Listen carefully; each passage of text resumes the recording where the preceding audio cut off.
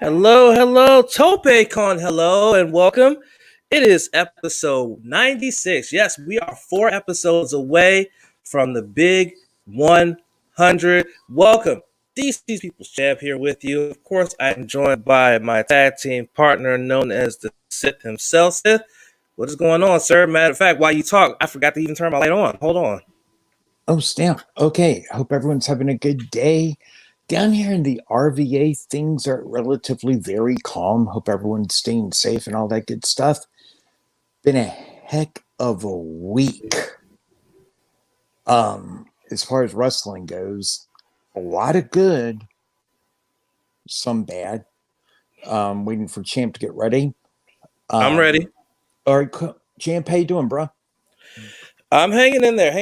I don't know why I was prepared and all this other stuff, and then realized I'm like, wait, I'm a little darker than I normally. And looked up, and was like, wait, my light's not on. Okay, great. So here we are. We got a lot to talk about in this episode. Again, we are 4 episodes away from 100. We still have to figure out what we're going to do for the 100th. I mean, because it's so crazy that we've even gotten this far. But here we are. So let's get this thing started. But again, just remember, welcome here to the No Spots Podcast, which you can see every Saturday at 5 p.m. on Facebook Live and on YouTube Live, as well as the audio version going out every Saturday, every Sunday, 10 a.m. Again, those live stream times vary depending on if there's a Saturday night pay-per-view from Impact or from AEW. Hey, we got Hector back. Hector joined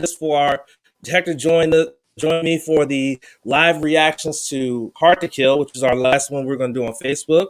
So it was great to have him as well as Sith in there and chatting it up with us. Hector, we're good. How are you? Hector, what's good? How you doing? But we got a lot. Let's get into our news and notes segment first and foremost, as we always do. We got a lot of stuff to talk about in the news. One of the things making the rounds in the news that has been talked about quite a bit is that the recently retired certified first ballot Hall of Famer, The Undertaker, absolutely just buried the current crop. Well, I don't know if we can say that. I don't think we should say that. But boy, he didn't have some very flattering comments when it came to the current locker room setup and the current locker room as a whole.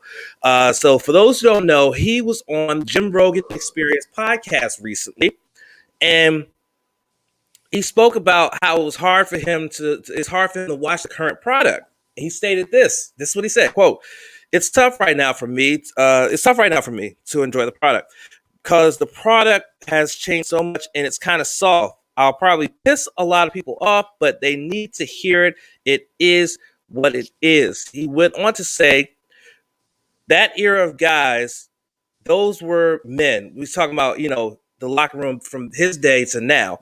That era of guys, too, they were men. You go to a dressing room nowadays, it's a lot different. I remember walking into my first real dressing room and I saw some crusty fucking men. A lot of places couldn't say those words. We can. I remember walking into my first real dressing room and saw some very crusty fucking men, right? Like of them had guns and knives in there because shit got handled back then. But now you walk in, there's guys playing video games and fucking, making sure they look pretty. It's evolution, I guess. I don't know what it is, but I just prefer. I don't know. I just like those eras, man. I like that when men were men. Oh, that's some tough shit from the Undertaker. But listen, some of the wrestlers did respond though. Some of the wrestlers did respond. Drew McIntyre actually told Sportskeeda about take a statement, said, quote, I don't agree whatsoever, especially from an in-ring perspective. I've listened to part of it. I've got to listen to the whole thing. It's pretty new. But I think he may have been referring to like the kind of storylines and characters, etc. End quote. New Day's Xavier Woods actually tweeted out something about this in response to it, saying, quote, I wouldn't be the person I am without the guidance and lessons of a few key people from the previous generation of wrestling. They taught me that about the business to save my money and that having video games in the locker room is healthier than having redacted. Thank you guys. That's what he said. Aiden English had a thing or two to say about that. Actually, Aiden English actually has a Twitch channel, which is actually pretty good. I actually follow it now. It's pretty cool. He said, quote, I understand where someone from his era and time thinks this. Nothing but the utmost respect. However, in the 2020s, I think it's amazing. It's a lot of fun and camaraderie for the locker room. Would you rather we do drugs? Is what Drama King Matt said on Twitter. But Trent had probably the most harshest but most direct response to this statement. Trent on his Twitter page said simply this: bad take, the Undertaker needs to be put in jail. Come on, Trent, relax. Oh shit. I forgot to ring the bell. Shit, I keep forgetting to do this every week. This is what we do. But Trent's take. Bad take, he needs to go to jail. I'm like, okay, Trent, you gotta relax. We gotta relax. But I mean, that's a very controversial statement from the Undertaker to say that. And I mean, maybe he's on to something. I don't know. But that's a discussion for another time. We'll say that for another time to talk about that and discuss that. We got too much to talk about to get into a discussion about that. So we're gonna move on. I see comments. I'll get to them after we're done with the news. So just hang tight, guys. I appreciate you. Next, we mentioned in the description that a current champion has announced that they're expecting a baby coming up this year. Who is that? Who is that champion, you ask? Well, it's none other than TJP, the current Impact Wrestling X Division champion, has announced. Well, his partner has announced via social media that her and TJP are expecting their first child. Who is TJP's partner? None other than Aria. Aria now on Instagram. Baby Perkins, we love you so much and can't wait to meet you in September. It was a picture, a sonogram, confirming that yes, it was not sonogram. It was a test. I'm sorry. It was pregnancy test, all showing positive, saying yeah, positive. Basically. That's what that was. So I guess they've been dating for quite a while. TJP, as I said, is currently part of Impact. He's made a stand on the American side of New Japan Strong, and again, he is a current X Division champion. Also, Aria, why does he keep doing that shit? Anyway, Aria has best for her work in Major League Wrestling, being part of the Dynasty, and has competed with promoters throughout the Southeast indie scene. So, big congratulations to TJ Aria. Prayers for a healthy pregnancy, a healthy delivery, a healthy baby. Congratulations to you two. It's always great news. It seems like the baby news is just coming out of nowhere. We we found out about Brandy. We know about Nate Paquette. Now we know about this one. Baby news all over the place. It's awesome. Next, WWE announced this week, and it was talked about during NXT this week. There are 3 new members, female members of the NXT roster. Those 3 women are Lacey Ryan, Elena Black, and most notably Priscilla Kelly. They are now officially part of the NXT roster, and said that they've undergone name change upon entering WWE.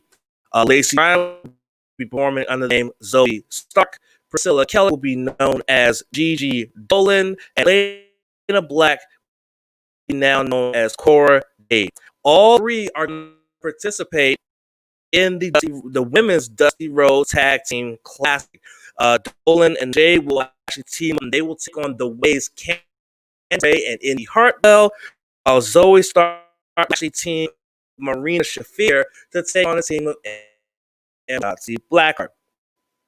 Gigi, formerly Kelly, has actually been a part of WWE before and competed in the 2018 Mae Young Classic, losing to Deonna Purrazzo in the first round. You may also know the name of Priscilla Kelly. She's ex-wife of the current TNT champion, Darby Allin. So congratulations to those 3 young ladies getting that shot at the big. Great stuff. our penultimate news story has to do with the woman who is now in Impact record books as the longest reigning knockout shit history, talking about Taya Valkyrie. Taya Valkyrie's contract actually expired in December, but she took her time in Impact by taking a loss to Deonna Purrazzo championship match at Hard to Kill. She was off Impact, it being revealed that she was in fact the one that brought up the events that led to the shooting of Bravo, and then she ended up being locked up. Beautifully timed statements. She could go to jail in Stanford, Jackson, or Jacksonville, even Baltimore. For anybody who's a wrestling fan, y'all should know what those references meant. But yes, Taya Valkyrie, who was a majority of her career there, is now done with Impact. Her contract has expired, and now there's a lot of conjecture and talk about where she's going to land next. A lot of people think it's going to be WWE because John Morrison is there, her husband. A lot of people say AEW because they need a big name like their women's division. Some may say she might, there's been a couple people say maybe ROH. I'm like, no, because their women's is non-existent, to be honest with you. The woman who be in Lucha Underground then came to Impact, and basically just reinvented herself, is now out there. So we'll see where she.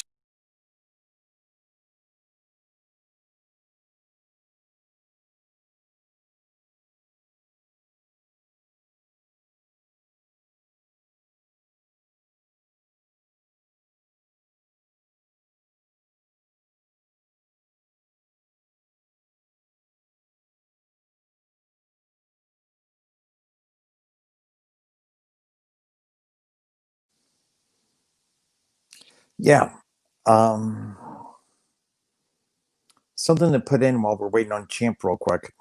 About Talia Valkyrie. She helped literally put the Knockouts division practically on the map. So great for her, storylines to get wrapped up and everything. Check. Yep, there. No static. You're good. Okay, good. I don't know what the hell just happened there, but anyway, back to what I was saying. Ethan Page, he's his final match. He was written off with that nice little cinematic match that he had. I mean, it was interesting. I say that it was very, very interesting. It was him against himself, basically, Karate Man, and it ended with Karate Man ripping his heart out, and that was very interesting, but. They were being told that that's not how Ethan thought it was going to be. He didn't think that the match was going to turn out like that. So basically, what happened was that he went on social media, he went on Facebook, and he put out a very lengthy post. I'm only going to read half of it, but here's what he had to say. He said, "Quote: I'm going to take a full-blown break from social media. I'll be staying active on my personal Patreon as much as I can, and probably in this group too, because I love the Fig Life and you guys. But man, last night sucked. I'm so embarrassed with how Impact lazily edited that segment last night and forced it to be a joke. I felt the thought of the same guys fighting each other was comedy enough, and the more serious we took it, the better the reaction would be. But because I left the company, they lied to my face and just did what they wanted the whole time. I'm sorry if any of my fans paid for that pay-per-view and felt cheated. I honestly feel the free version I gave away was made with more love, care, and attention to detail." That is most of what he had to say about it. And I'm going to look for his YouTube channel and see if I can watch that version and see if there are any glaring differences, and if I have a better reaction to it than the one I saw on Saturday. Because when I saw Saturday, it was funny to me. I laughed most of it. It was just really interesting. I really couldn't give a good take on it, but it is what it is. So yeah, Ethan Page is done with Impact. He ain't messing with them no more. He ain't rocking with them no more. And he's a free agent. Who knows where he'll end up? But he should end up somewhere cool. So we'll just leave it at that. And so those are your news and notes. Let me go through some of these comments here. There's a lot of freaking comments here. Good grief, you guys. Awesome. All right. Hector starts off.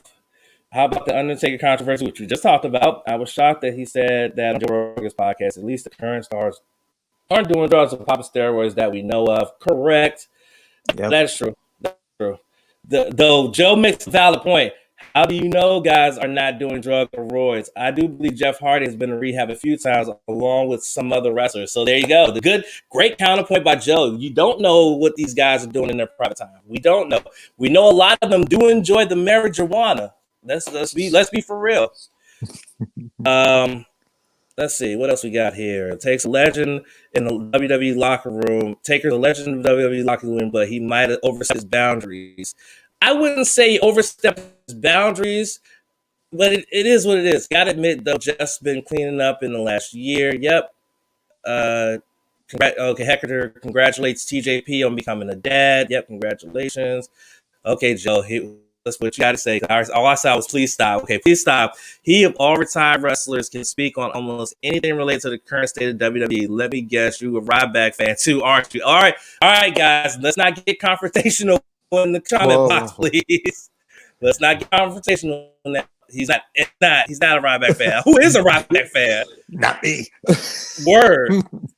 I think Ryback has burned every chance to return to WWE. Facts. Yep. Big facts. Joe agreed, but he has made far more controversial comments about the WWE, and I've seen him get as much heat as Taker is getting. Yeah, Ryback. See, the problem with Ryback is okay. Before I get to the next comment here, Ryback can't make those statements because he left the WWE in shame. Undertaker retired after 30 years of blood, sweat, and tears, and he left on top. So I think Undertaker can make those comments and not get that much heat. I mean, he still can get some heat because I do think he's kind of a little off. He's a little off base, not a lot off base, just a little off base. But again, 30 years in the WWE and over 30 years in the business, I think he's earned that right. Whereas Ryback left in shame and was absolute trash on the way out. So him criticizing WWE or wrestling in general, he needs to shut the fuck up somewhere. Seriously. Boom. That's it. Next. Okay, Hector. When I saw Priscilla Kelly for the first time in the Mae Young Classic, I thought she was a page copy. What the? Yo. Fam. Why are y'all so savage? Leave her alone. She just got I like these people, man. They are people. Word. All right, Joe. Hector responding to Joe. Hell yeah, he has the most thing. Got him in heat with Mark Henry. Oh yeah, he did have some shit going on with Mark Henry. We didn't even talk about that, but yeah. They're talking about my mic issues, which have since been resolved. Thank God. I think it was like a glitch with the Wi-Fi or something like that. Okay, Joe responding to Hector. Yeah, Hector, because he came after Mark. All the other things he has said. I don't see the rest of the community coming at him like they are Taker. Yeah, I mean, Joe makes a point. More people should be going at Ryback for the stupid shit he be saying than people coming at Undertaker for saying that the WWE locker room is soft. Because that's like, yeah, it's a controversial thing to say, but Undertaker's been real cool and, Undertaker don't normally do this until now. So, of course, he's going to say something that's going to rile everybody up. He's been mostly quiet, staying in character his entire career. It's only within the last year when he did the documentary of The Last Ride, all the way up to his retirement, that now we're getting to see Mark fucking Calloway. So, yes, he's going to say some controversial shit. Let it go. But at the same, let's just let it go. You can talk your shit and then let it the fuck go. Anyway. I agree, Sith Lord. He's agreeing with you. She bought the Knockouts division from the Ashes along with a couple more. I don't even think Sith even spoke here, so I don't know what he's talking about anyway. Valkyrie. Okay. Yeah. Well, yeah. I know Joe Hector responding to Joe. I follow what culture called Russell Talk, and they kind of treated it like a joke, then made it serious. Okay, those are all the comments we have caught up. Fucking hell, guys. That's awesome. That was a good new segment there. All right, let's move on then. Let's talk about New Japan. New Japan had, of course, New Japan Strong on Friday night. And then this day that we're recording this, they had themselves the continuation of the Road to New Beginning tour this was a big show. It's taking place at Tokyo Odyssey Gymnasium, and featured the main event for the IWGP Heavyweight Tag Team Championships. Kanemaru and versus Bullet Club's Phantasmo and Taiji Ishimori. I'll get to that in just a second, but first, let's talk about Lucha Strong from last night, Friday night. Bullet Twins, Sterling and Logan Regal defeat George Clear with line Kevin Knight, minutes and 12 seconds. Brody King and J.R. Kratos went at it, and there, Brody King got the victory over the TLC member in 10 minutes and 9 seconds. And the main event, his first in ages, at the victory over debuting Bateman with the Texas Clover at 14 minutes and 53 seconds. So there you go. That's from last night's New Japan Strong. Remember, Strong is on every Friday, 10 p.m. Eastern on NewJapanWorld.com. And it's usually free, actually, I believe. So there you go. I think it's free. I don't know. I don't really know. Anyway, but let's move on. This morning, it was a big for the Road to New Beginning show. You had opening match. You had the team of Jado and Gato fall to Doki and Minoru Suzuki. He actually pinned Go to get the victory. It was considered an upset by Kevin K himself. In match number 2, the Chaos Trio of Kazuchika Okada and 2/3 6-man tag team champions Tomohiro Ishii and Yoshihashi defeated Team Evil, Yu Takahashi, and Togo. Okada would tap out Yujiro with the money clip. In the third matchup, it was the Hiroyo comeback match. The reason why it was dubbed that is because Tenzan was coming back from injury after he suffered a neck injury in New Year's Dash after he was dropped by the TTE, his own by Great On. So Hiroyo Tenzan and Satoshi Kojima Tenkoji, the team that's multiple heavyweight tag team championships, going against Will Ospreay and Great Khan. United Empire got the victory because of disqualification. Tenzan took a chance, absolutely beat the living crap out of Khan until Kojima was finally able to get the leg on Will Ospreay. They're going to have singles matches against each other on the 30th, I believe. So that's going to be fun. Next, we have a highly chaotic 10-man elimination tag match. Pitting all of LIJ going up. Okay, here we go. Master Wato, the IWGP Junior Heavyweight Championship Challenger show. Tomoaki Honma, the never openweight championship challenger. Hiroshi Tanahashi, and a double champion, Kota Ibushi. And like I said, all over the place, all kinds of fake, near eliminations, all that other stuff. And this is another big time upset moment in the show. Tomoaki Honma, out of all people, Tomoaki Honma eliminated the former 2-time double champion Tetsuya Naito to get the victory. Yeah, let me say it again. Tomoaki Honma, Mr. Kokeshi himself, win-loss record over the last year plus has been not very managed to eliminate the man who was the first to hold both the IW heavyweight and Intercontinental championships at the same time, and the first to do it twice. He eliminated him. Yeah, that happened. And it went 24 minutes and seconds. Now, funny because one thing that's note here is that the match was that long. A lot of these shows, the matches are short, like 8 p.m. Here they had a 5 p.m. start time. So they had enough time to be able to stretch out matches and still be done by 8 p.m. on them. Then when we go to the main event, El Phantasmo Ishimori challenger for the heavyweight tag team championships against Kanemaru and Desi. This match was wild as well, especially towards the later part of it, with all kind of breaking, nut shots, hitting each other, the tag belts, getting hit with whiskey bottles and all kind of shit. But in the end, it was the big super kick from Phantasm that now called sudden death, and it got them to 1, 2, 3, and we have new IWD Junior Heavyweight Tag Team Champions for the second time. El Phantasm and Taiji Ishimori are your champions. And yeah, that like the end part of that match was absolutely just wild. It was so wild, and I just was like, it was almost hard to follow, but not quite. But it was fun. It's fun. It's a fun night.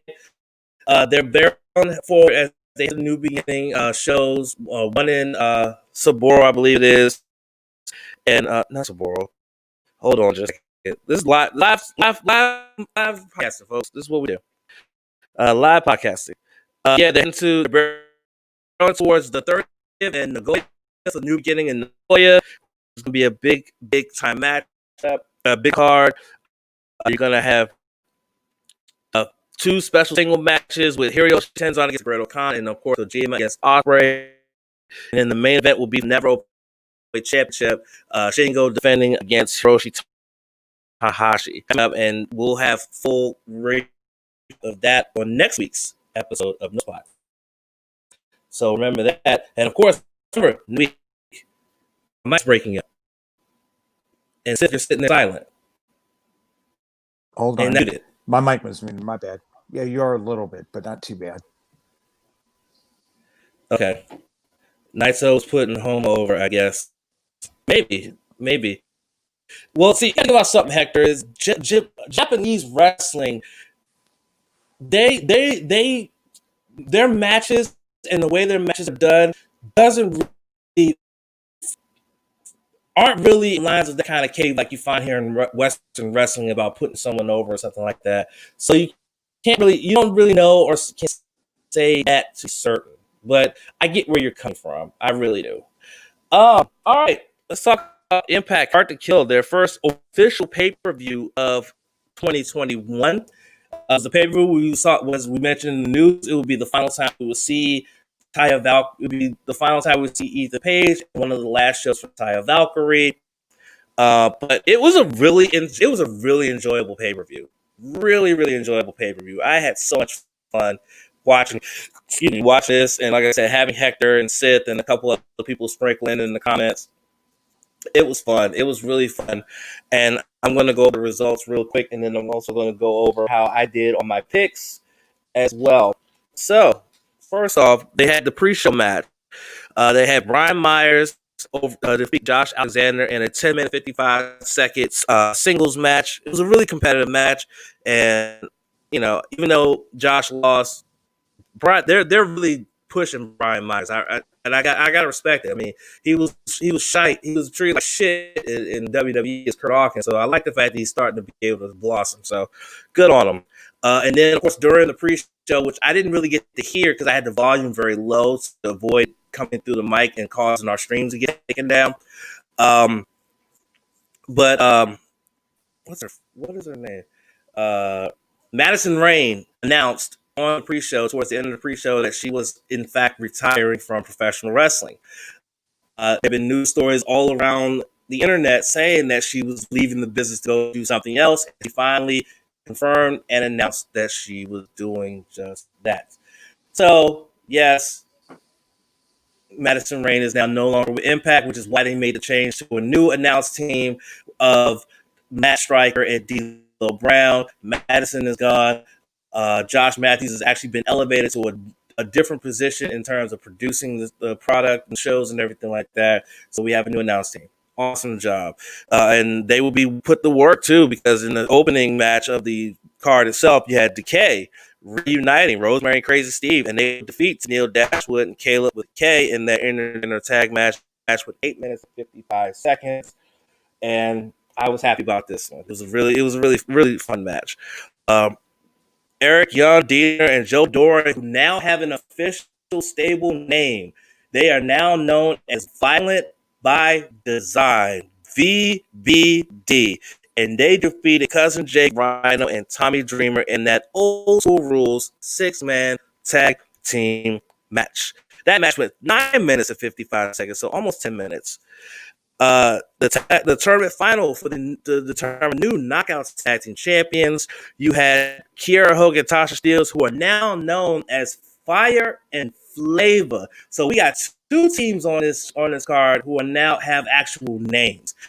Fire and Flavor will defeat the team I picked to win, Havoc and Nevaeh, and now Fire and Flavor are the new Knockout Tag Team Champions, and they will receive the belt from Madison Rayne and TNA/Impact Hall of Famer Gail Kim. It was an awesome moment too, even though I was pissed because I wanted it to be Havoc and Nevaeh, but I know they're going to get their shot. Going to get them later on, so I'm not worried. Anyway. Then we would have Ace Austin come out and interrupt the show because he was on the pre-show instead of being in the match. So he just won the Super X Cup. And so Scott D'Amore came out and said, okay, you want to be in a match? Okay, I got an opponent for you. And who would come out of the curtain to face young, Eric brash Ace Austin? But Matt Cardona. Yes, Matt Cardona has now appeared. Now he's now in Impact. He's not signed with Impact, but he's with Impact. He will come out. They will have themselves a quick match. It went 2 minutes 30 seconds. Cardona won by DQ after Madman Fulton came in and attacked him, but he managed to chase them all. So there you go. Matt Cardona's in Impact. There you go. Matic would successfully defend the X Division Championship over Chris Bay and Rohit Raju in a 13-minute, 50-second affair. Even after he was unmasked, he had his face painted, but you could still see it was TJP. They rectified that Impact by saying he would get a match TJP. Now it's basically shown that now TJP is the X Division champion. So yeah. Then we would have Taya Valkyrie lose via submission to Deonna Purrazzo in the Venus de Milo double arm submission to lose, and Deonna Purrazzo remains your Impact Knockouts champion. Of course, the Karate Man, as we talked about, defeated Ethan Page. He ripped his heart out, so I would think that would be considered a defeat. I don't know. In a semifinal, the ultimate matchup was the barbed wire masker match that saw Eddie Edwards defeat Sami Callihan in 18 minutes and 55 seconds with nothing but barbed wire. Fam, they had a barbed wire N64 controller. Like, what the fuck? Like, what the fuck?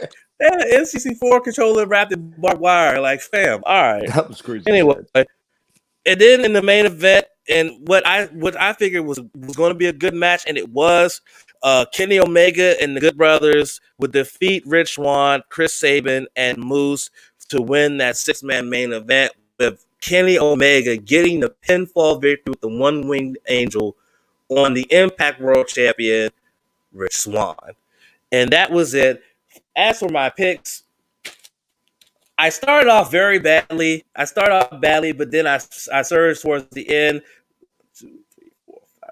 I ended up going 6-3.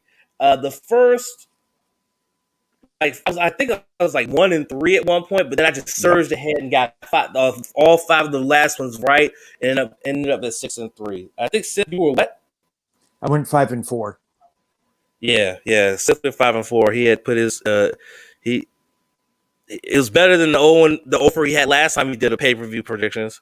I'll tell you that much. Oh my God. The last time I did Impact predictions for a major pay-per-view, I went 0-9, and me and Champ literally just cracked up on that thing the next week. We just kept on going. It was so funny. It was bad. But anyway, that's a look back at Hard to Kill, which was, again, an A pay-per-view. Definitely a pay-per-view I love. All right, got some more comments. Hector, what you got, Hector? It was awesome seeing your reaction, Champ. Hector, thank you. I'm glad you were there along with it, because if it was just sifting in the comments, that video wouldn't have lasted very long. I'd have probably rage like I did last time. We would have been like, so yeah, I'd have been. I'm out. I went, watched the rest of the paper, cigar, drank wine, got drunk. But anyway. D'Lo Brown and Matt Striker did a pretty good job on Tuesday. I saw them on Access TV. Yeah, they did good on the pay-per-view as well, from what I heard. They did very well on the pay-per-view. So, yeah, that was good. I honestly named them Impact's version of Sanity, talking about Sandy. You must be talking about Violent by Design.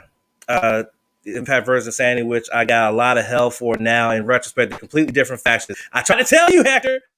I tried to tell you during the pay-per-view. They're not another division of Insanity. They're completely different. I tried to tell you. But it is what it is. Taya went out like every warrior should on her back. Correct. When you like the wrestling tradition is when you retire or leave a company, you leave usually on your back. It's very rare.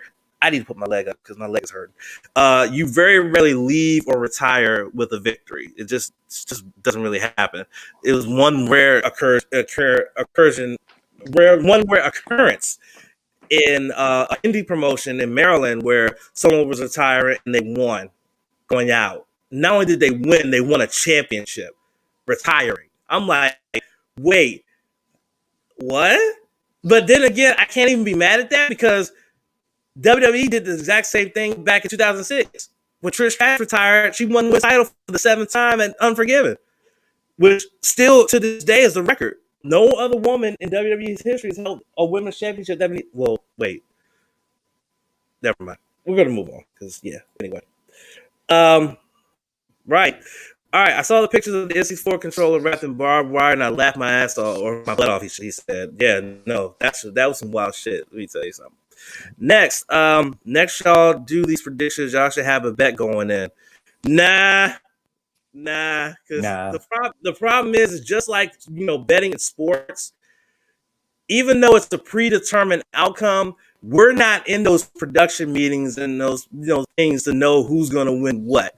So we're figuring it out just like y'all are. So it'll be kind of hard to have bets going on. We did do a predictions one before. We invited fans to do it, and the person who had a better record got a gift card, visit gift card from me. We may do that again in 2021. We'll see. Gail Kim won Knockouts Championship, and then 24 hours later, she retired. Oh, see, I didn't know that. But see, at the same time, I wasn't really watching Impact around that time, so of course, I wouldn't know because I didn't really know where to find fucking Impact. After it left Spike TV, it was all over the fucking place. But anyway, I digress. Right. All right, guys. So let me just put that down before I put up the next one. So I had another challenge to the Sith Lord, and he accepted it graciously, which I figured he would. So we're already pretty much in the throes of 2021, and based on what's going on in society, it seems like 2020 still isn't done with this bullshit, right? Okay, Mariah. God damn, Mariah's screaming and shit. I got my volume down. I can still hear her screaming. Fucking hell. Anyway, sorry. I'm watching British professional wrestler Mariah May play Resident Evil on her Twitch stream, and she's screaming like a fucking banshee, and I have the volume down to 6, and I can still hear her screaming. I'm like, oh god, I'm gonna give her shit on her next Twitch stream too, by the way. So yeah. Anyway, so we're already in the throes of 2021, but 2020 seemed to not be done yet, based on what's been going on in society. But I figured, what's a good thing to look forward to in 2021? Now, of course, the wrestling landscape changed because of the coronavirus pandemic. We had a lot of empty arena shows. WWE has a Thunderdome. Impact is now piping in sound, crowd noise to their broadcast now. New Japan, Japan is in a state of emergency in the Tokyo and prefectures around Tokyo. So any events in Tokyo are a 5,000 seat limit. And AEW's been doing their shows at Daly's Place with a 10 to 15% limit on attendance and things of that nature. But there's something else that I look forward to when it comes to professional wrestling. And that is wrestlers. And who's gonna, finally get that push and be really good for whatever promotion that they're in. So I challenged Sith. I said, Sith, I want you to think of 5 wrestlers, regardless of any promotion, not just WWE, any promotion, and figure out who we should keep an eye on in 2021. So this segment, our first segment here, is 5 wrestlers to watch in 2021. Now we're going to do this like we normally do it. We're going to start from 5 and go all the way up to 1. And yeah, that's what we're going to do. Hector had a quick comment here. He's with me on where could you find fucking Impact at that time. Same here. I had to do research on Gail's victory after they left Spike TV, the now Paramount Network. I lost track of them aside from Facebook. Yeah. Like I said, I'm glad that they're on Access. I'm glad that I have access to Access. See what I did there? Anyway. But we're going to move on. You're welcome. Puns for days, folks. Puns for days. So we got the 5 wrestlers. We're going to start from 5 to 1 and tell you why we think you should keep an eye on them. Sith, I'm going to give you the floor and start off with your number 5 wrestler to watch in 2021.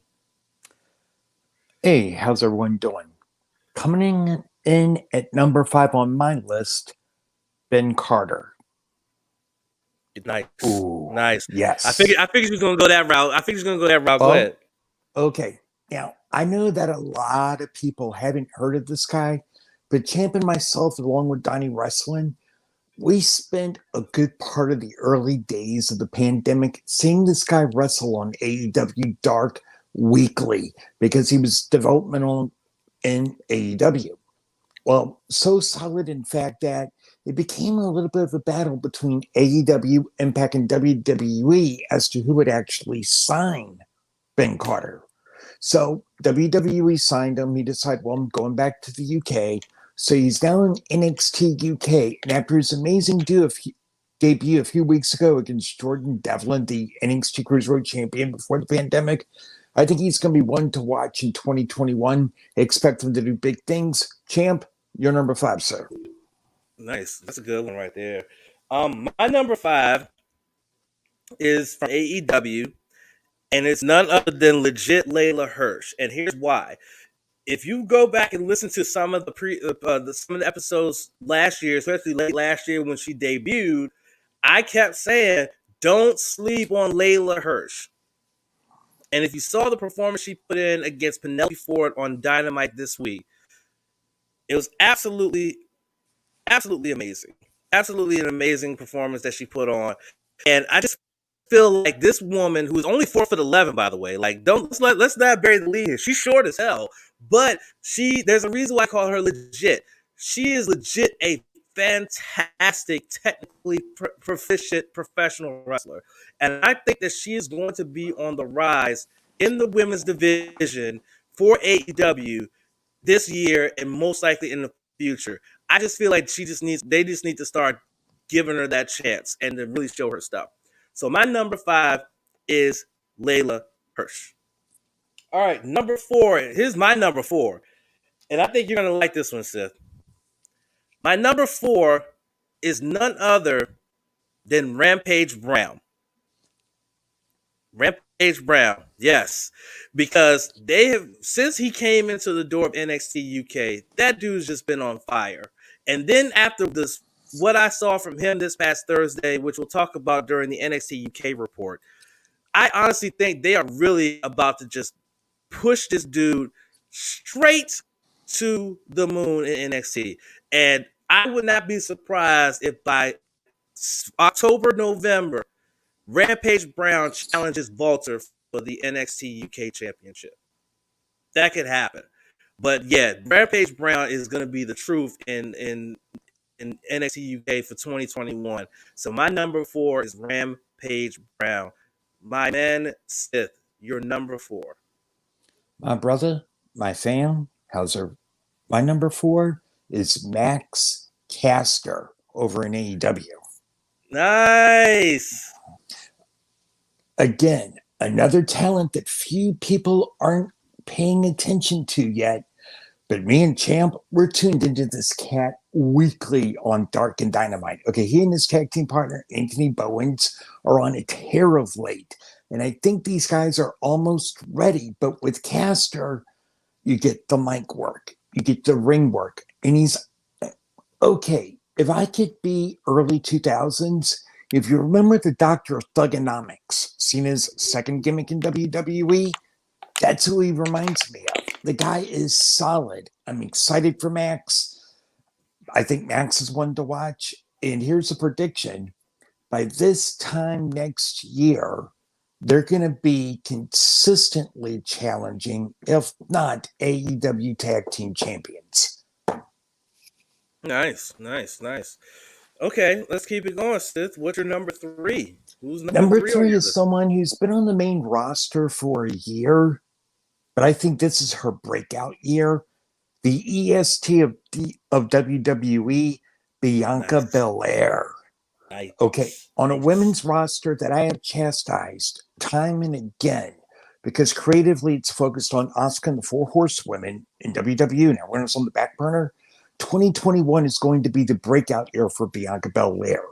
I wouldn't be surprised if sometime this year we are discussing Bianca as either SmackDown Women's Champion or being the number 1 contender. She's athletic, ton of charisma, solid promo skills, and she's finally starting to show what we saw in NXT on the main roster. As I said, next week is a year on the main roster for her, but this is her breakout year. Nice. Good pick there with Bianca. Yeah, good pick. My number 3, we're gonna go to Impact Wrestling. And this could be a shock to people that I'm picking this match, someone to keep an eye on that could break out 2021. But I feel like this dude's gonna do it. I'm talking about Moose, and here's why I say Moose, right? Because he ended 2020 as the TNA Heavyweight Champion of the world, but he started to have an edge to him. He started to have a different attitude to him after his fight with EC3. And now he's showing a different aggression, and now he's going after the Impact World Championship. I got a feeling the moment he gets that one-on-one match for the Impact World Championship, it's his. It's going to be his, and he's going to hold on to that championship for at least 4 or 5 months. So that's why I say keep an eye on Moose, because he's gonna get a title shot, and the moment he gets a title shot, he's winning that championship on his first opportunity, and he's gonna hold that championship for at least 4 or 5 months of 2021. So that's my pick right there is Moose. Moose. All right. We're up to our number 2 now. I'm going to start off my number 2. And with my number 2, we're going to go to New Japan. And I want to talk about a young and hungry junior heavyweight who actually is going to have an opportunity at the Junior Heavyweight Championship coming up. Talking about Show. Keep your eye on Show. Show had a very big breakout year in 2020. Him and his partner Yo won the Tag Team Championship, Wrestle Kingdom, got a successful title defense from it. At their first title defense was a successful one. Then, unfortunately, the pandemic happened, and it went to hell. The world went to hell, and because of that, they couldn't defend their championship. But luckily, they weren't penalized for that. So then they return. They're part of the New Japan Cup, and unfortunately, Yo gets injured, tears up his knee, ACL injury, all that stuff, everything like that. So he's out until most likely May or probably May, most likely. But Show has been tearing it up. He had he beat Shingo Takagi in the first round of the New Japan Cup, and then he gave him a hell of a fight, but was unable to take the Never Openweight Championship from him. He's been in very high-profile matches, including two great 6-man tag team championship matches against his fellow Chaos brothers. And I just feel like, man, this is going to be his year. I don't think he's going to win the Junior Heavyweight Championship on February 10th. I just don't think it's going to happen. But I feel like this year he may get that match. He may get the championship, or his partner will come back and they'll reclaim the tag team championships again. But either way, keep your eye on Show. I know I was long-winded on that one, but that's how much of a fan of Show I am. So that's my number 2. Sith, your number 2, please. The runner-up to number 1. Number 2, champ, you're going to love this, Ty Conti from AEW. Yes. Mm-hmm. That's funny because, okay, guys, full transparency before we go into this explanation. When I told you to do this, I said, make sure you pick at least one woman. Just one woman. He picked 2. I'm like, shit, that made me look like a complete ass. Now, here's my argument for this, though. she's on a mission this year in 2021 because going back to the pandemic, early days of the pandemic, she was one of the Black Wednesday roster cuts, and she's only 25 years old.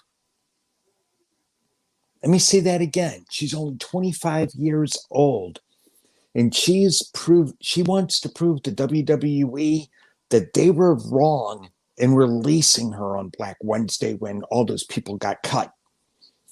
And she has a lot to prove. She's already competed for the NWA Women's Championship on AEW Dynamite, and I expect her to be a major force in the women's division of AEW this year, quite possibly being either NWA Women's Champion or contending for the AEW Women's Championship, currently held by one Hikaru Shida.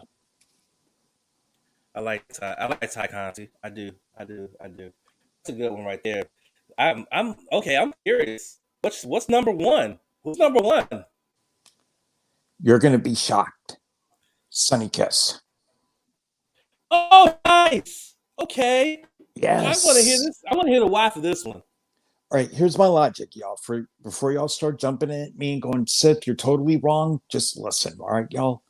A lot of you aren't noticing him because he appears on Dark a lot, but he's an amazing talent in the ring. And honestly, let's keep it here that he breaks out. I think either the TNT Championship title picture or along with his tag team partner, the bad boy Joey Janela, the AEW Tag Team Championships. Okay. Now, I say this on behalf of Champ. Look for big things this year from all five people on our lists, as this year, 2021, gives us hope for an awesome 2021 for us to enjoy in pro wrestling. Okay, I like that. Sonny Kiss, definitely, especially he just returned from when he was supposedly injured. Apparently, he wasn't, and he looked very good in his return in the dark. So definitely someone to look forward to. My number one, we're going to WWE, and let's talk about Big E. Let's talk about Big E. Yes, Big E has won the Intercontinental Championship the latter part of 2020. He's split away from New Day. He's on his own. They were talking about they're going to push him, they're going to push him, they're going to push him. Guess what? The push is going to happen in 2021, and he's going to have a pretty lengthy run with the Intercontinental Championship, and then he's going to step up to Mob Boss Roman. He's going to make sure to let Mob Boss Roman know, look, my G, like, listen, I ain't no bitch around here. We can go, right? So, like I said, short explanation, but it's pretty straightforward. Big E is the one that's going to be on the rise the most when it comes down to 2021, and he's already started there with his Intercontinental title run so far. But it's only going to get better for him, and we're going to see it. So there you go. So those are your 5 wrestlers to watch in 2021. I would be interested to see who you guys think we should be keeping an eye on in 2021. So talk about it. Let's talk about it, and we got some comments to talk about as well. Excuse me, Lord mercy. Okay, here we go. Hector, what you got here, Hector? Hector says, Rampage Brown, from what I've heard from Cultaholic and the other European YouTube channels, he's a bloody good wrestler and a beast. Boy, you have no idea. You have no idea, but he is. He's a big, strong He's boy, wild. too. He's awesome.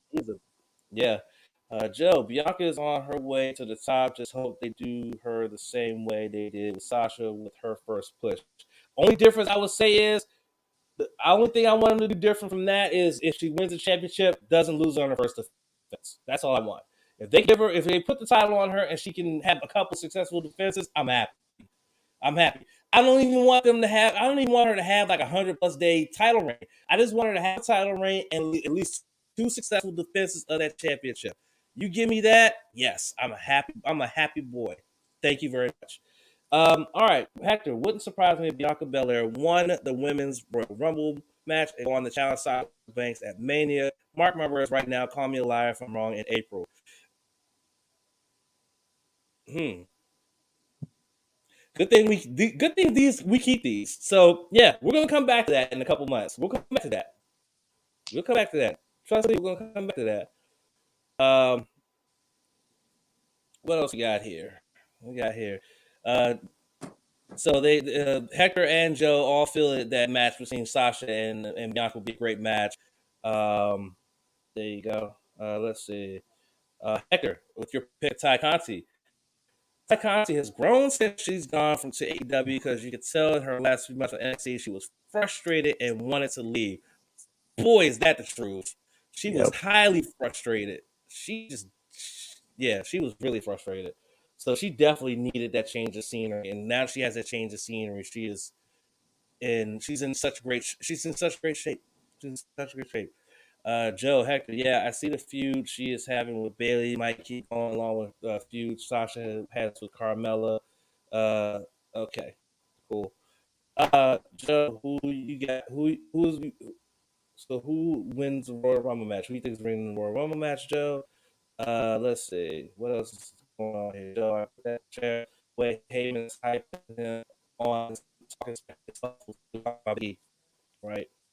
And one last comment. I'd like to see someone new win Royal Rumble, but I really would like to be Bianca or Alexa. That's interesting, Alexa, especially with the way she went off on Raw. Look at that segue. Ooh, I nailed that segue. Come on. Dude. I nailed that fucking segue, boy. Speaking of Raw, yeah, it's time to get into our weekend review, where we talk about all the shows of the week, and we pick 5 bits that stood out to us. Then out of those 5, we gotta pick 5. We gotta pick 2 that were good and one that was bad. And I said it in the description that for Raw, it was going to be damn hard to even find 2 things good about that fucking show. But we might be able to. We might be able to. Who knows? Let's find out. As here we go. It's time to start talking about Raw. All right, Seth, we're going to start it off. I'm going to start it off. I got my 5 bits for you. You got to pick 2. Am I loud enough? I got you. Okay, good. Because as you hit the button on your thing, it's like maybe I'm not loud enough. I can make it a little louder. All right, we're good. How about now? We're good. Okay, Fire cool. away. All right, here we go. Number 1, Randy Orton's promo on the opening of the show. Number 2, the Alexa Bliss and Asuka interactions, both the Alexa's Playground segment and their match, putting together as one. AJ Styles versus Ricochet. The Dirt Sheet featuring Goldberg and Drew McIntyre. And finally, the Lucha Brothers, not the Lucha Brothers, the Lucha House Party and Riddle versus the Hurt Business. Those are your 5. What are your 2 good ones, sir? 2 good ones. AJ Styles versus Ricochet. That's number 1 in my book. This was an amazing match this week, all right? I mean, finally, Ricochet takes a loss that isn't a squash or burial. You see, y'all have forgotten something about Ricochet in the last couple of months. The dude can fucking wrestle. He can. This is what I want to see in a match, men and women on Monday Night Raw, because both guys gave it their best. In the interactions with Asuka and Alexa Bliss, not only the playground, but also, their match. Right. That's my other high point, because Alexa's Playground, hands down, is better than Ms. TV in the Dirt Sheet. Yeah, I said it. Y'all disagree. That's all fine and good. It was enjoyable, but I have only one quip here about that. Do not take the Raw Women's Championship on Alexa Bliss and then a month later give it to Charlotte. Because I enjoyed the transformation as this darker side of Bliss. I want to see more Dark Fate Bliss, please, and thank you. And the worst... Right. Yeah, what was the bad bit?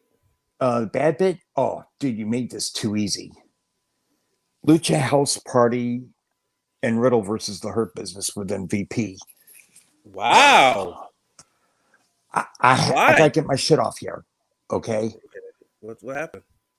Um, it's been about 3 weeks since the Hurt Business got not only the United States Championship with um with Bobby with Bobby Lashley, but Cedric, you know, this is painful to say, but Cedric and Shelton Benjamin haven't been tag team partners for over champs yet for over a month, and yet already we're we're we're sowing a breakup between the two of them already.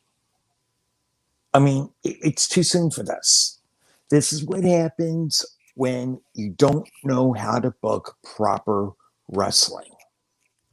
Okay, it's good to have the scent, but when I look over on SmackDown, the tag teams are being booked a lot better than they are on Raw. And this is just more evidence of it. It's just sad to see this happen so quickly. I know that eventually you'll see Cedric, split apart from the Hurt Business, or he'll get thrown out and he and Shelton Benjamin will break up. But it's too soon to tease that breakup. It's way too soon. Very logical explanation of that, Seth. Thank you very much for that. You're welcome. And here's the funny thing. I actually thought you was gonna go with the dirt sheet, but I get it. I get why you would say the Hurt Business, that 6 man and everything like that. I would get that. And then Yeah. I would add in as a bonus that poor camera angle that they had that just obviously showed that fucking Bobby never stepped on Riddle's foot. I know. It was so fucking clear, but because of that camera angle, I'm like, okay, Kevin Dunn, you're fucked. Anyway, Yeah. what are the 5 bits But you got for me? I hold on a sec. I will What? give Riddle credit for selling that, though. Right, yeah, That's a but mark it's of a still good made. pro. Yeah, you're right. All right, your 5 bits for me, please, sir. Um, Jeff Hardy versus Elias and Jackson Riker. Okay. Mm. Um, oh Lord. Let's see here. Orton's opening promo with the mask and Okay. everything. Right. Mace versus Xavier Woods. Okay. Mandy Rose versus Shayna Baszler. Okay. And finally, you're going to love this, Drew's promo. Okay. Sheesh, you haven't given me much to look at positively here, sir, but I'm gonna try. Okay. Orton's promo straight away is not my first right then and there because even though the aesthetics of it were not very good, a lot of people have trashed it because of the aesthetics. I just like the words. The words that Orton uses and the way he expresses them just absolutely just brought chills up my spine. As someone who appreciates a good promo, and Orton gave me one right there. Like I said, aesthetically, it wasn't the best. Let's be completely honest, but just the words and how he delivered them just brought a chill to my spine, and I just loved every minute. I'm like, okay, yeah, I rock with this, but they just got to fix the aesthetics of it. Like that mask, got to go, fam. But anyway, that's neither here nor there. That's number one. Um, Number two, Jesus Christ. What were the other four? McIntyre's promo. Let me Right. go back here to my notes. Jeff Yep. Hardy versus Elias and Jackson Riker. Mm, Mandy versus Shayna. right.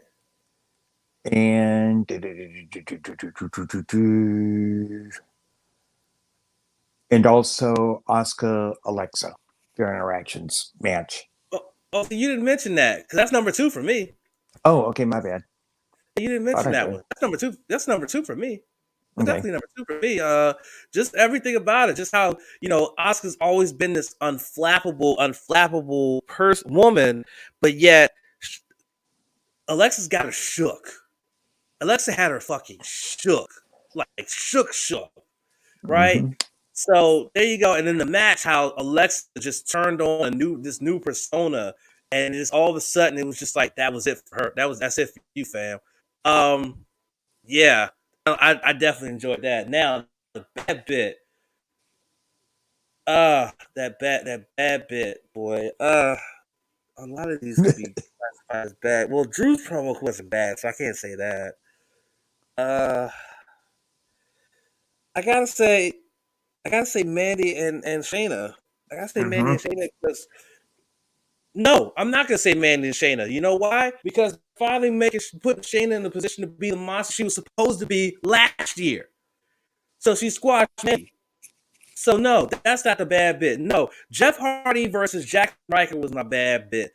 Even though the match was okay, this whole thing of getting wires crossed and not getting signals crossed and all this other stuff. Okay, cool. Why does Jeff Hardy gotta be a part of this? Listen, this issue should have been settled at the Symphony of Destruction, but yet it's still going on, and it needs to stop. So yeah, that's my bad bit. Was Jeff Hardy versus Jackson Ryker? That was my bad right there. No, but again, it was hard to pick even 5 bits. I could even pick where it could be too good and one bad because this is another not so good show of Raw, and it's just been the continuation of what's been the norm for the Monday Night Show. That's what it is. Yeah. All right, let's see some comments. Joe, the way AJ hit the Styles catch off the ropes, nigga. Yo, when he hit that, okay. So for those of y'all who did not see that, first of all, shame on you for not seeing this. What happened was he had him up in a powerbomb position, dropped him on the ropes. No, that wasn't how he did it. How did he do it? Fuck. I think you were on there. Huh?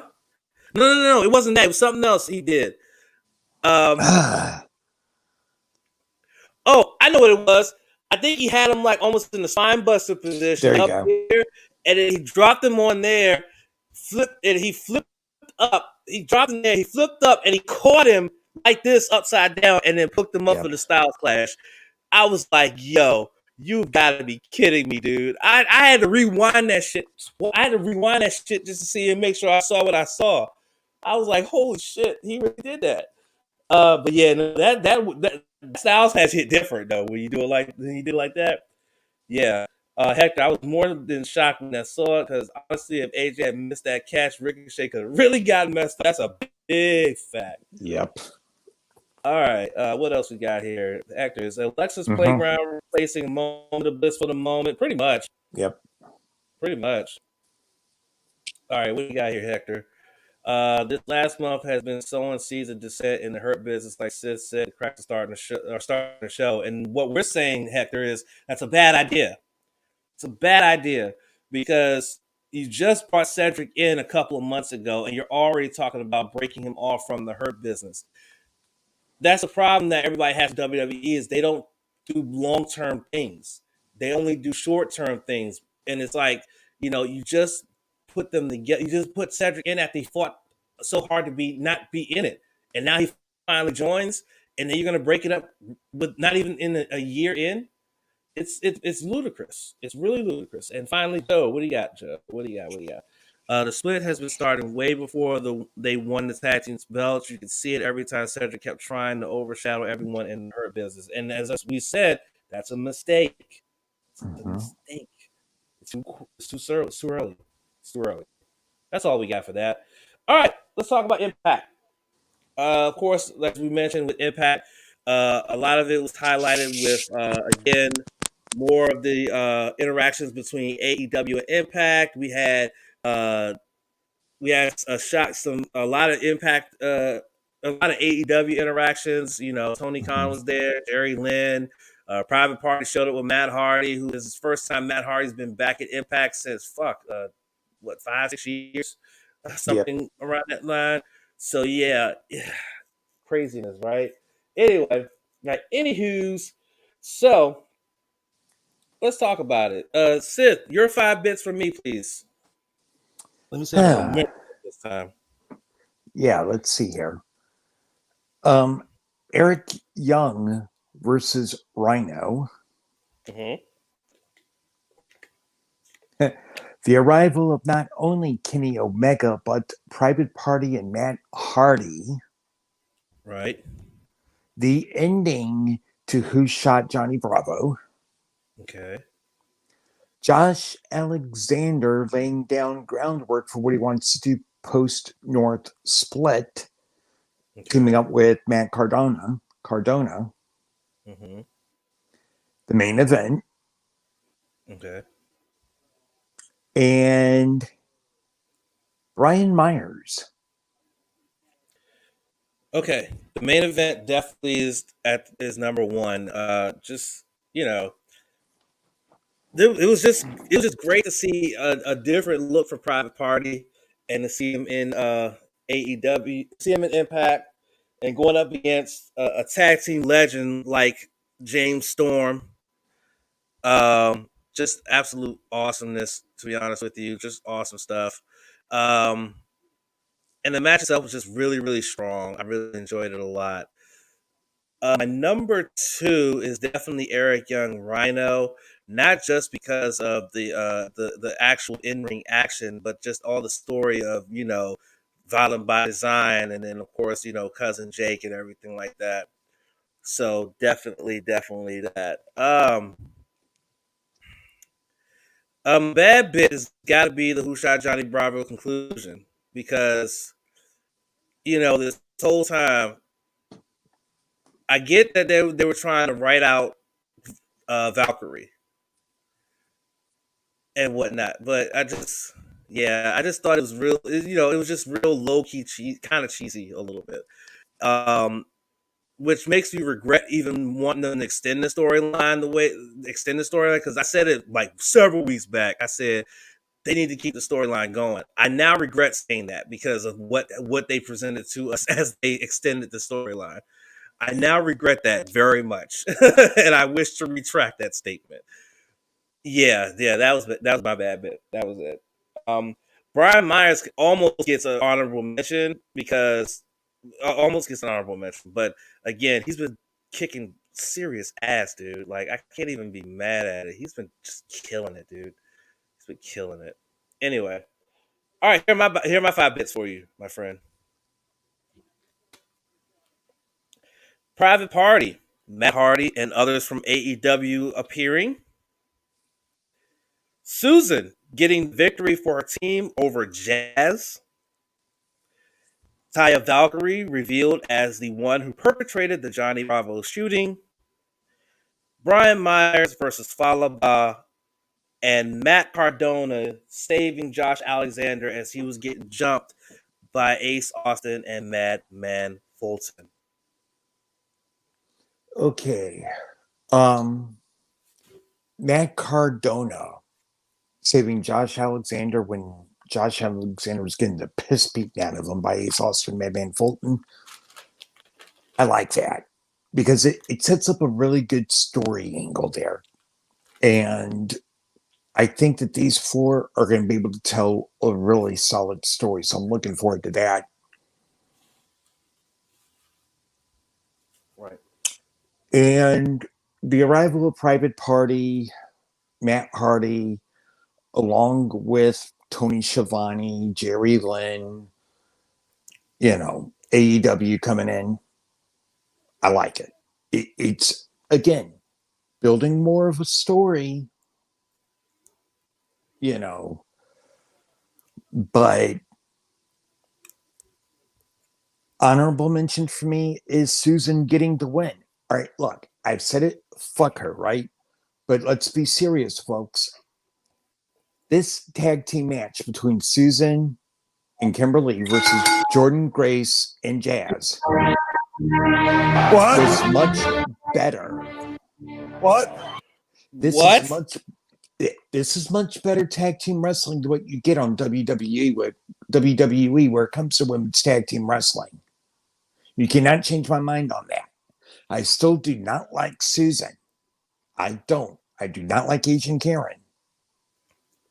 But I will give her credit, though, that she and Kimberly had a good match between Jordan Grace and Jazz, and it's much better tag team wrestling women's wise than what you get on WWE. I cannot believe that. But Okay, she's still on the bench, though. full transparency, I put that in there on purpose because I thought you would consider that a bad bit. And you actually giving an honorable mention good? What the fuck? No, because my bad bit is the same as yours, though. Which okay.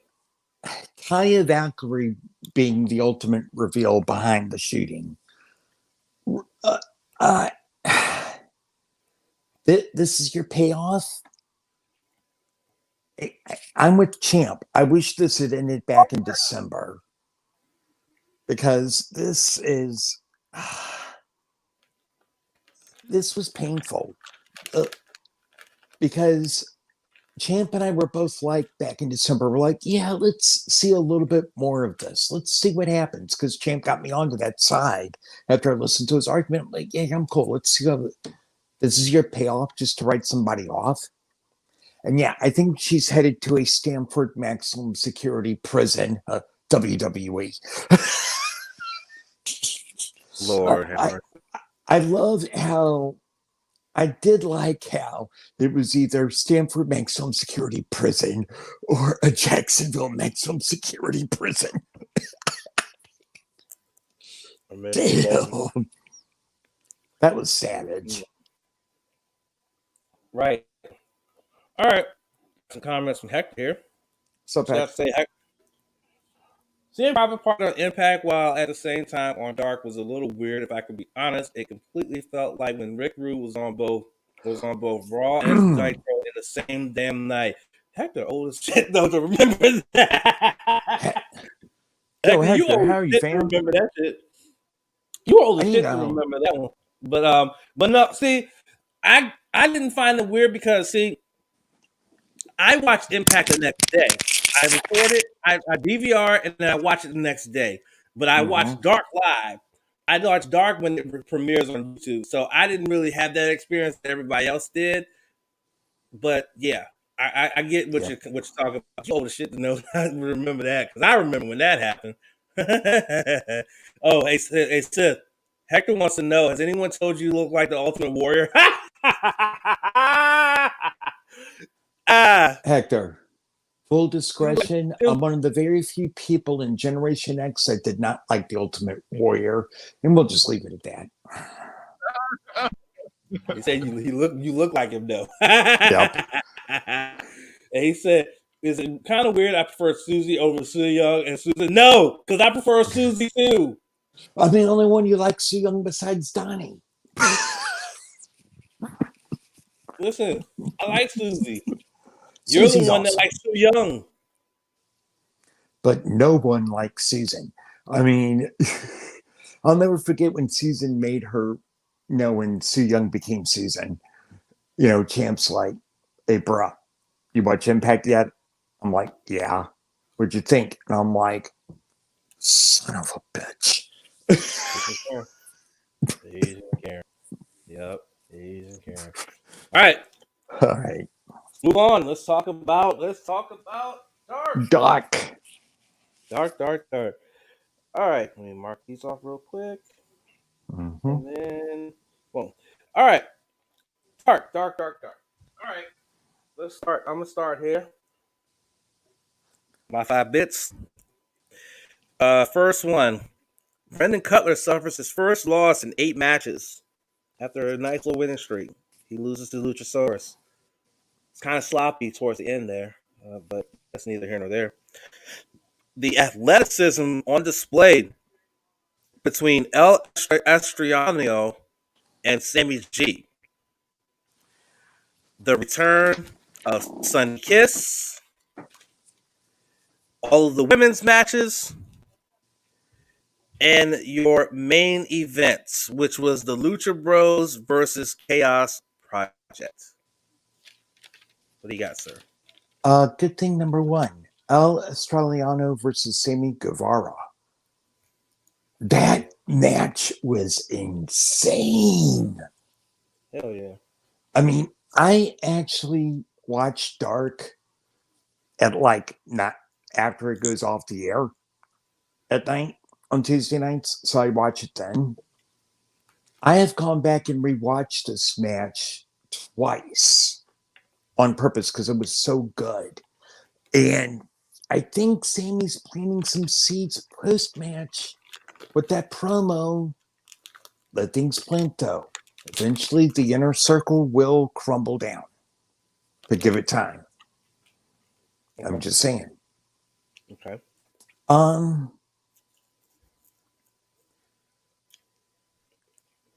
As much as I enjoyed the women's matches, they're not my number two. My number two, although it was sloppy towards the end, was Luchasaurus versus Brandon Cutler. It was a decent opening match.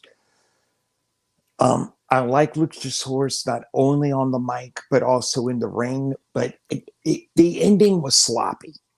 All right, close to the end, it got a little sloppy, but it was a decent way to open things up.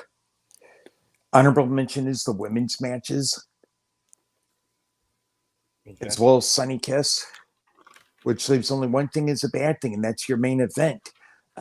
God, can we please get Chaos Project out of the main event on Dark? They are not main event worthy. Luther makes me cringe. He's in his 50s or 60s now. Please, no. Gotcha. I figured that would be. I figured that would trigger you, but I wasn't sure. Bruh. It doesn't trigger me. It's just that I respect his contributions in his career. I just think that he's not main event material anymore. That's all. As for you, my 5 for you. Well, hold on real quick. You said that Luther's in his 50s. He's 52, by the way. Okay, 52. Okay, cool. All right, go ahead. You see, this is one thing about us, folks, is we can pull things up. I can say something, and Champ will come up and go, oh, by the way, here's a factoid. Done. Okay. You're 5, my good sir. Yeah. Danny Limelight and John Cruz versus Santana and Ortiz. Okay. Aaron Solo and Shotty Lee versus Private Party. The women's division this week on Dark. All right. Gun Club versus Adam Priest, Ryzen, and Very Morales. Mm-hmm. And El Australiano versus Sammy Guevara. Sammy G and El Estradiano off the bat, they were just absolutely amazing. All the flipping and all that stuff right there. Yeah, I mean, I'm not much of a flippy dippy dude, but oh man, it was so awesome. It was so awesome. And my second one would definitely be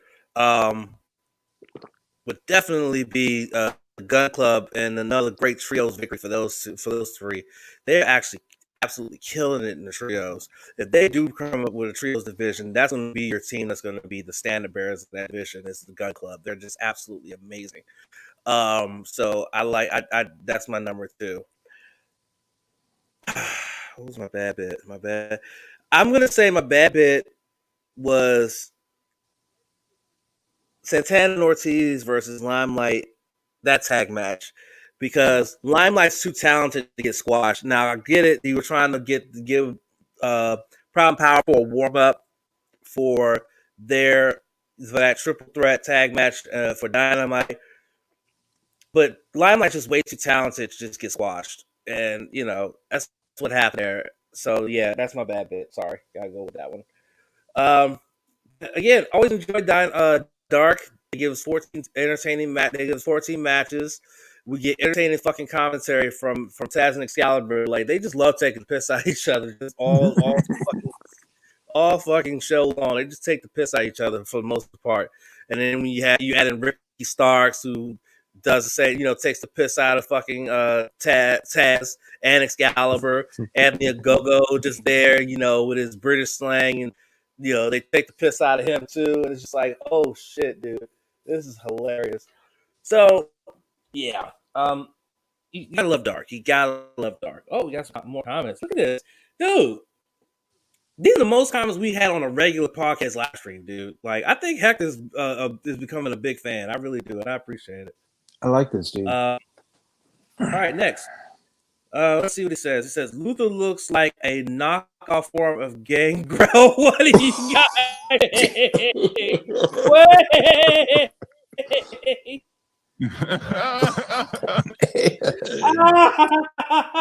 Hey, he do not look like Gangrel though. I ain't even gonna hold you. He do not look like Gangrel. That was hilarious. I don't care who you are. That's funny right there. Okay. Savage Department Sith speaking. Yeah, right. Australian Suicide is an amazing wrestler. It is pretty cool. He was on AEW Dark, and also he's a father in waiting too. That's awesome. Nice. Congratulations to him. He has shown me something in the 2 appearances he's made on Dark that he is something to behold. I definitely enjoy watching him on the both times I've seen him on Dark, and I can't wait to see him on Dark again. Normally, as part of the news, we would have the Dark lineup, but we had some other news stories that were just really, really good to talk about. So I'm going to actually check after the stream to see what matches are coming up next for Dark this coming week. I'll probably look them up while Seth's talking because we're going to talk about NXT. I'll look them up during the NXT UK report. That's what I'll do. But let's talk about NXT proper. NXT proper was headlined by the second ever fight pit match between good old Tommaso Ciampa and good old Timothy Thatcher. Had a lot going on. You had the very first match of the women's Dusty Rhodes Tag Team Classic. You had a couple more Dusty Rhodes Tag Team Classic matches for the men. And you had Bronson Reed in a match against Tyler Rust. So, Sith, I got your 5 bits. Here they are. Right. Number 1, Fight Pit 2. That should be an obvious one.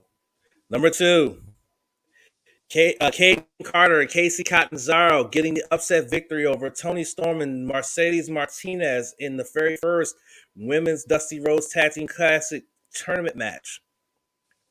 The 2 men's Dusty Classic Tag Team matches. The Legado del Fantasma segment, which included a run-in from that gentleman whose name I can't remember at this point. I'll look it up. Anyway. And finally, Bronson Reed versus Tyler Rust. Okay. High point numero uno, you ask? Mm-hmm. The Fight Pit. Of course. The main event. Holy shit. That was... The Fight Pit is the new Hell in a Cell. Okay, let me go to that segue real quick here. Hell in a Cell is meant to, on the main roster, to stop your rivalries, to be a stopping point to finish them off. That's what the Fight Pit did here. It stopped the rivalry between Ciampa and Thatcher, and there's a little sign of respect after that match was over. I'm not sure people caught on to that, but it was good. Mm-hmm. My good point number 2 is very, very close because everything that Champ said was good, in my view, for the most part. Mm-hmm. But Caden Carter and Casey Catanzaro getting the upset over Toni Storm and Mercedes Martinez. Look, a lot of people are upset with Mercedes Martinez not being in Retribution, but it was her choice. She didn't feel comfortable with it, so she requested to go back. No problem. It's a good start to the Women's Dusty Rhodes Classic, and we knew that Io Shirai had unfinished business with Mercedes Martinez, and here you go. It's going to take place soon. And the best thing about this was you had several spots where either team could have won, but fam, that 450 from Catanzaro. That 450. That was like a 790 or some shit like that. That shit was, I know. I was mad. Whoa. Hey, this is a far reach here for bad because everything Champ gave me was good.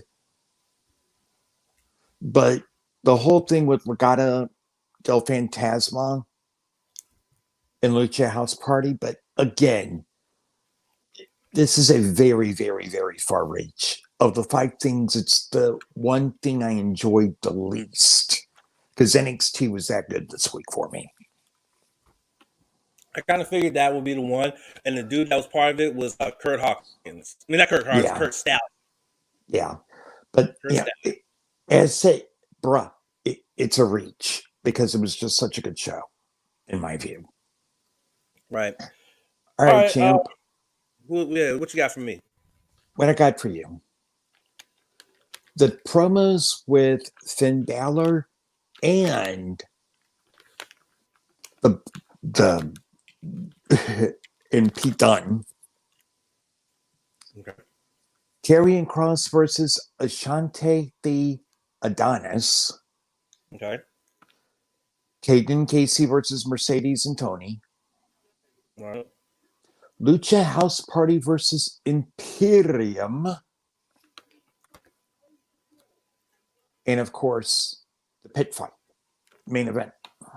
Fight Pit is number one. I was just right off the bat. And what you mentioned about the sign of respect, there was a network exclusive where Tampa saw Thatcher outside, and he asked him, "You had a chance to break my leg. Why didn't you do it?" And Thatcher just simply said one word: respect. And now it has led to these two being inserted into the Dusty Rhodes Tag Team Classic to replace Adonis and his tag team partner. So they're going to be in it now. Can you imagine that tag team? Just saying. My second definitely going to be K and K defeating Martinez and Storm.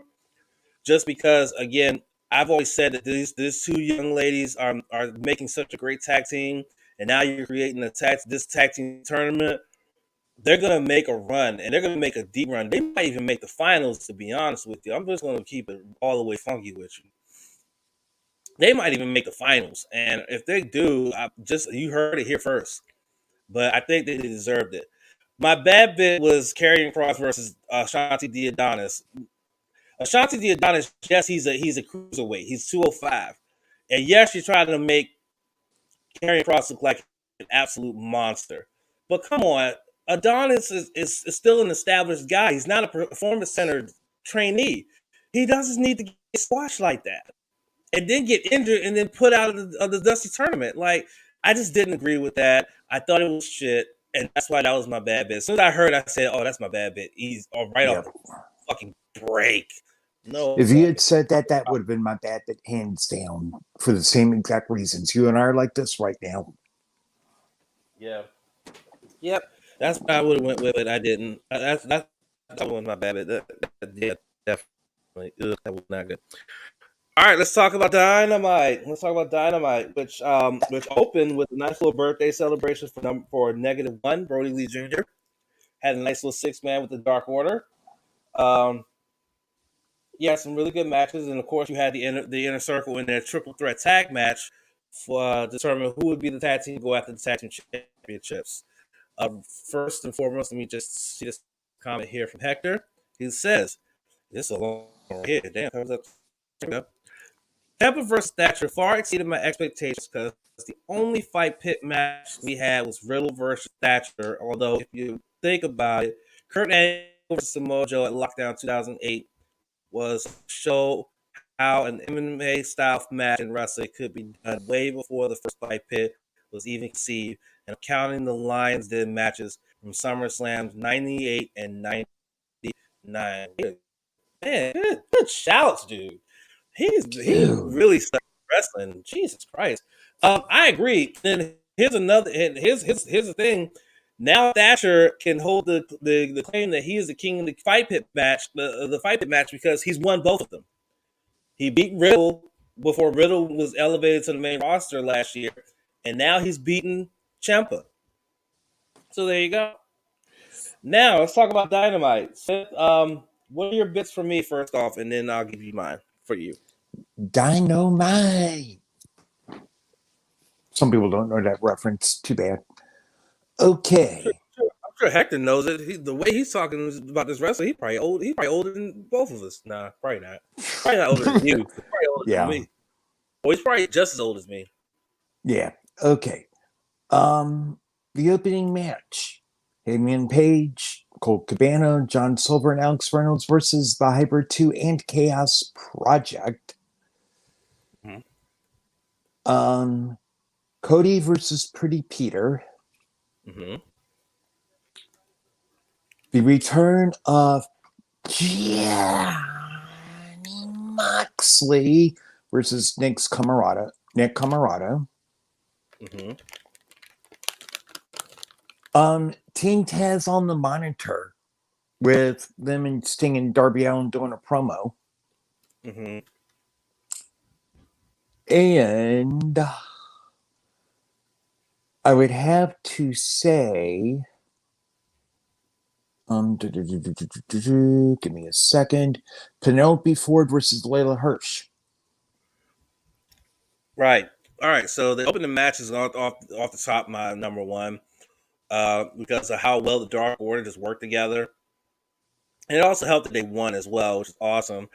I just hate the fact that Hangman turned down to join the Dark Order because I'm a loyal. I actually am subscribed to Evil Uno's channel, and yeah, I wanted him to join the Dark Order, and he didn't. So it was that was kind of bad, especially when they had the whole celebration and everything set up, and then he still took the booze and went off in his merry little way. I was like, damn, it's fucked up. How you going to take the booze from him and don't even join him? Like, what the fuck's wrong with you? I know, right?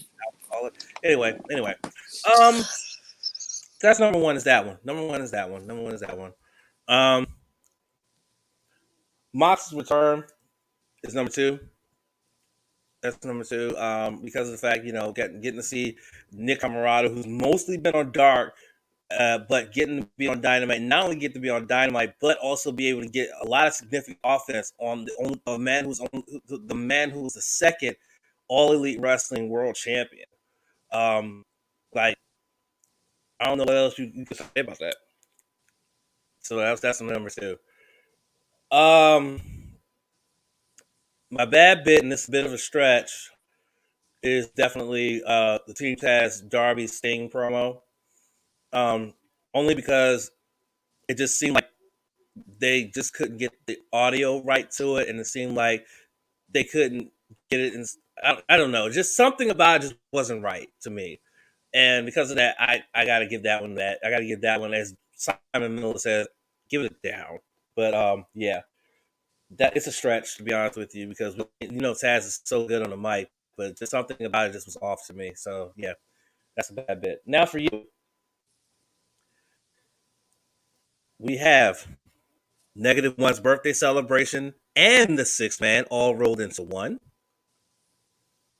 Cody Rhodes versus Pretty Peter Avalon. Private Party's heel turn. Aha, you didn't mention that one, but yeah, Private Party's heel turn. The Inner Circle main event.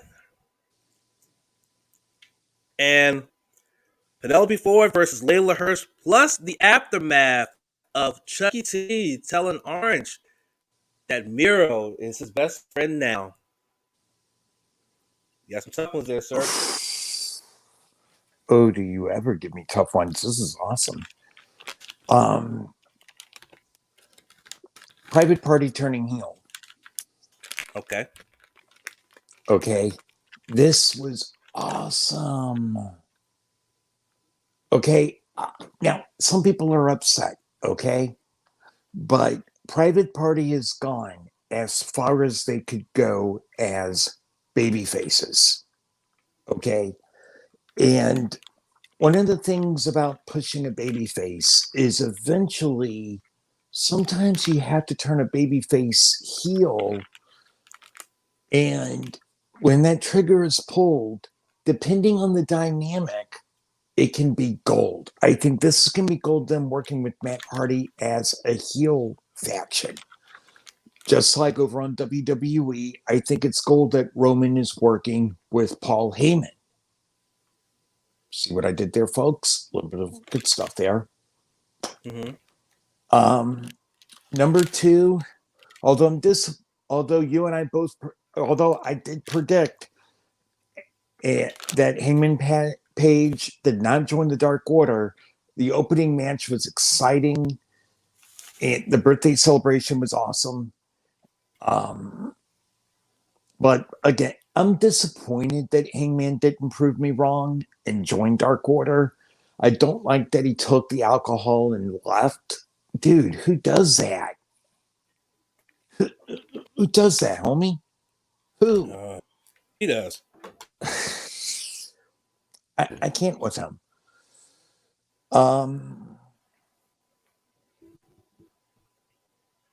This is a reach, but the main event. And I said it's a reach because everything was good in this list. And I'm going to make a prediction here. When the inner circle splits up, you know how AEW is trying to be totally different from WWE, and rightfully so. And you're seeing a little bit of nods the way WCW was in the 80s and 90s in AEW, kind of, sort of. Well, you will not see this like the NWO, where you had the Wolf Pack as well as Black and White. Come spring or summer, the inner circle will be done. So the stage is being set for it as we speak. We just need to be patient. So for everyone out here yelling and screaming, you got to do it now. No. Matter of fact, if you do it now or around the time of AEW Revolution, it's going to be too soon for this. You want this to play out beyond next month. You want a very slow drip. My honorable mention, though, is after the Ford, after penalty Ford's match against Layla Hirsch. Oh, God. Miro is now my best friend. Oh, my God. That was insane. Yeah. All right. We're gonna get ready to move on in just a second, but we got some comments from Hector, and this is shocking. He's only 23, Sith. Holy shit. 23, but I did become a wrestling fan in 2002 when I saw Triple Mania, what was that? 12.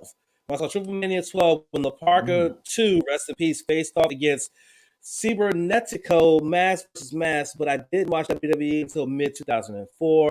I know most of these facts through research and watching Brian Zane wrestle with regrets as well as other YouTube channels. Good on you, homie. Good on you, man. We like you. The fact that he's only a wrestling fan for going on 19 years at 23 years old, that is absolutely amazing. And the fact that you have so much knowledge, because there are a lot of wrestling fans about as old as me and Sith that don't know shit about wrestling. And they don't know shit and are absolute marks. So for you to be the age that you are and have such a grasp of wrestling in terms of concepts, what was back in the day, and are not a complete mark, dude, good on you, man. Big thumbs up, man. We're putting respect by his name. Yeah, put respect on my man's name, for real. Yep. Thanks. No, thank you. Thank you. Thank you for being a fan of ours and listening to this podcast and contributing to this podcast. Thank you. Okay, seriously. All right, you know what time it is, guys. We're now on Thursday. You know what that means. It's time for the NXT UK Report. Sith, what are we talking about in the report this week? We are discussing Rampage Brown. Last week, Dave Mastiff's like, hey, man, let's have a match. Well, they had a match. How'd that end up? You'll find out here. The main event, did Jinny knock off Kaylee Ray? And also, Kenny Williams did a little something on the side earlier this week and arranged a match for his friend Amir Jordan. How'd that turn out? You'll find out all this and more on the NXT UK report right here and right now. Hey, what's up, everyone, and welcome to your NXT UK report for this week. This week, our opening match was Rampage Brown versus the Bomber, Dave Mastiff. What a match! And Rampage Brown won in just an absolute physical beast slobber knocker match between both wrestlers, but Rampage Brown pulled it out at the end with the Dr. Bomb. A-Kid said he wasn't upset with how he represented the Heritage Cup against Walter last week, but said that next time the outcome would be different. In a really awesome match, Jack Stars lost to a returning Ilya Dragunov by knockout. Yes, Stars was very competitive, but after the Torpedo Moscow, Ilya snapped and just knocked out his friend Jack Stars with repeated elbows. Ben Carter comes back next week for his second match. In a match that was arranged by Kenny Williams earlier this week, Amir Jordan gets the surprise win over Tyson T-Bone, where Tyson dominated most of the match. Zaya Brookside called out Nina Samuels, so eventually we'll see the two of them go at it. In our main event, Jinny the Fashionista took on our NXT UK Women's Champion Kaylee Ray with the NXT UK Women's roster along with the universe watching on the virtual screens. We saw one hell of a main event here. Late in the match, Joseph Connors tried some shenanigans to help out Jinny, but it backfired as eventually Kaylee Ray laid in the gory bomb for the pinfall win. And reminder, next week we get the four-way elimination match to become the number one contenders for the NXT UK Tag Team Championships. You're going to have Pretty Dudley, The Hunt, Webster and Andrews, and Smith and Carter. And a special note about caveat, Eddie Hunt has been banned from ringside. And that is your NXT UK report for this week. Stay tuned every week at this time for NXT UK reports here on the No Spots podcast from the basement. Right. Okay. First things first. Eddie Dennis, not Eddie Hunt. I think you realize that now. Yeah. So for those who don't know, Eddie Dennis will be barred from ringside for that fatal four-way elimination tag match to determine the more contenders for the NXT UK Tag Championships. So there's that. Right. So let's talk about this week's episode of NXT UK. So Mastiff and Rampage, fuck me. Did your cigars stay lit and in place? Oh yeah, yeah. Barely, but yeah, no, that was a crazy match right there. That was a crazy fucking match. I loved it, and then that Dr. Bomb, dude, like, damn, he almost dropped the fucking head, dude. I was like, holy shit. But anyway, but that's I enjoyed that match. Didn't really enjoy. Well, I didn't enjoy Amir Jordan getting squashed, even though he still won. He got squashed. Let's just be honest. Yeah. He got squashed, but he got the lucky win. And Kenny Williams, they're gonna split those two up. Watch, because Kenny Williams is looking like, wait, that wasn't supposed to happen. But guess what? It happened. Sorry, it happened. Okay. Ilya snapping, like you could tell, like they're going the route of the whole frustration over losing to Walter in the fashion that he lost to. So I think that's what they're going with. And I kind of like it because he does seem to have that aura about him that he is the type of dude that will just snap at the drop of a hat. So let's rock with it. Just let's see if you can do it well. Let's see. But I think what's most important here is, and I'm gonna just say it. I told motherfuckers that bitch Jinny was not winning the fucking championship. Yep. I knew that Jinny was not winning that fucking championship because fuck Jinny. Fuck Jenny. You know what I'm saying? Even when Joseph Khan tried to get involved, it's still fuck Jenny. Kaylee Ray all the way, baby. Let's go. Yep. But another good episode of NXT UK again. I'm looking forward to next week. I'm looking forward to that Fatal 4-Way. I'm pretty sure it's only going to probably be like maybe 1 or 2 matches on this card before that. So that's going to be the main event, number one. You can't put that match anywhere else but the main event. If that is not the main event, it is a miscarriage of justice. Oh, no, that's going to be the main event. There's no way in the world you put that match anywhere other than the main event. It's hypothetical. And I don't know who to pick between these 4 teams because they're all qualified teams. But I'm picking the Gallus, Hunt. so I'm picking the Hunt. I'm picking the Hunt, but I don't think they're going to beat Gallus. That's the catch. Yeah. And Hector says Kaylee Ray has had a longer reign than Becky's Raw Women's title reign. Yeah. Well, also Hector, and again, I hate this to Kaylee Ray because she's so talented. Part of the reason her reign's so long because of lockdown. Remember, the UK got completely locked down. They couldn't do shit out there at the onset of the pandemic because of how bad it got over there. So they didn't restart NXT UK. So when? September, I believe. September, serves. Yeah. So yeah, they've been off for 7 months. So 6 to 7 months of her reign have been spent sitting at home. So again, I hate to mention that. I really do hate to mention that, but again, that's why her reign is longer because unfortunately, the UK shut down completely, stopped doing things. So unfortunately, they couldn't do shows. They've been shut down. Also, you got to think they were possibly thinking about coming back in June. Then the speaking out movement happened, and a lot of guys who were on the roster were implicated in that, and so they had to put a kibosh on that shit, and they had to wait. Then now finally they were able to get shows back on. Yeah, and also one thing I clearly remember was off of What Culture, which I watch every day where it comes to wrestling news in the morning.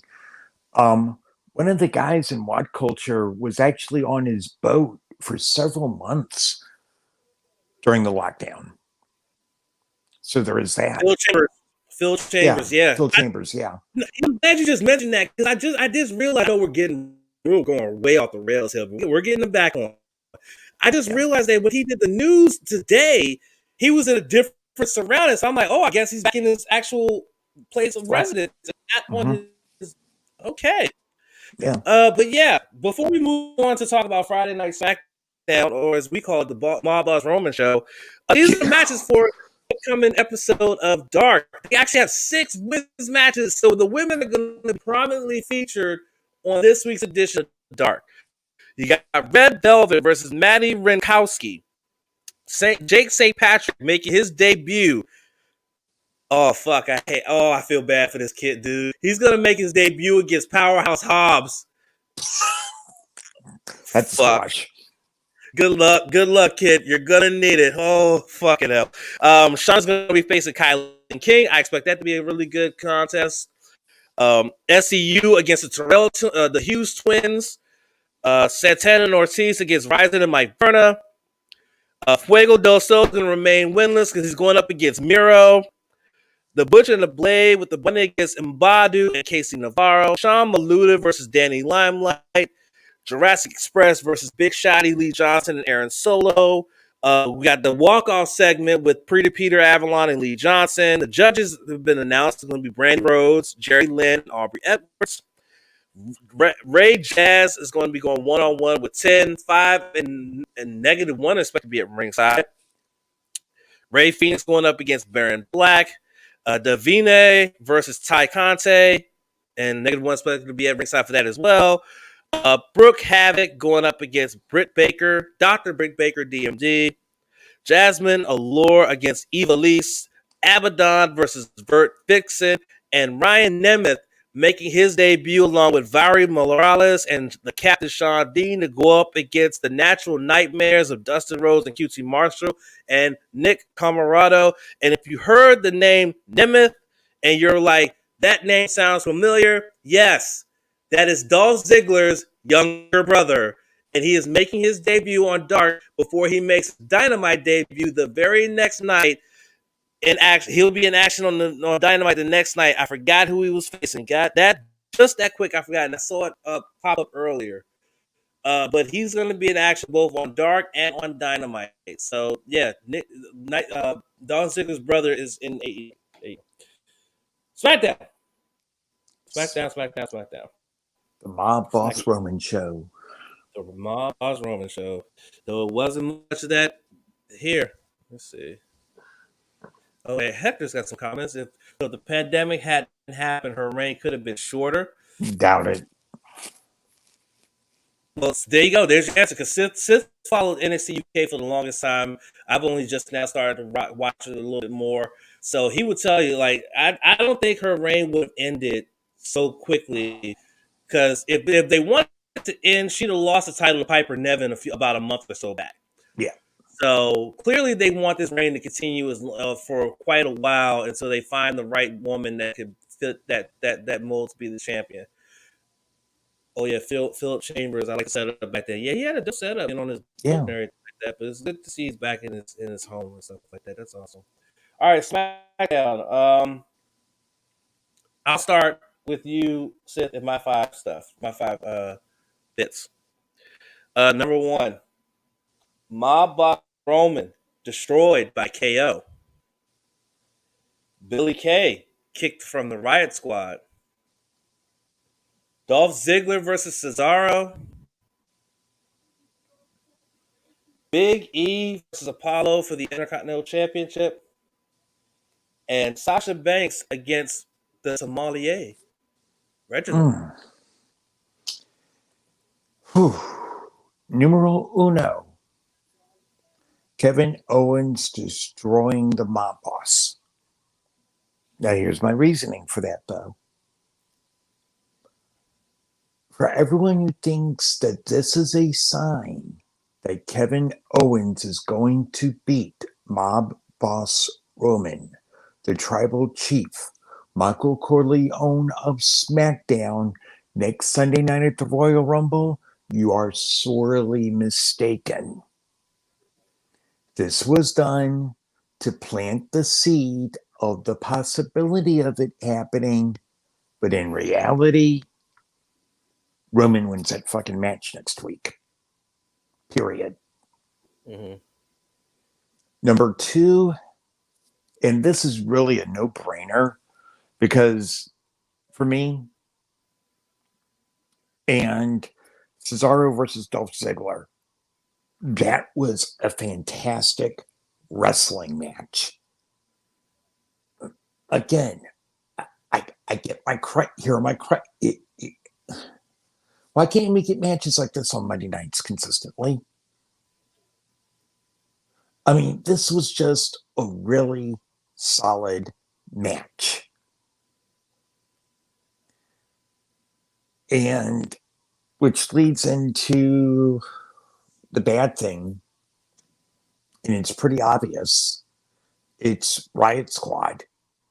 I mean, Billy Kay, oh God.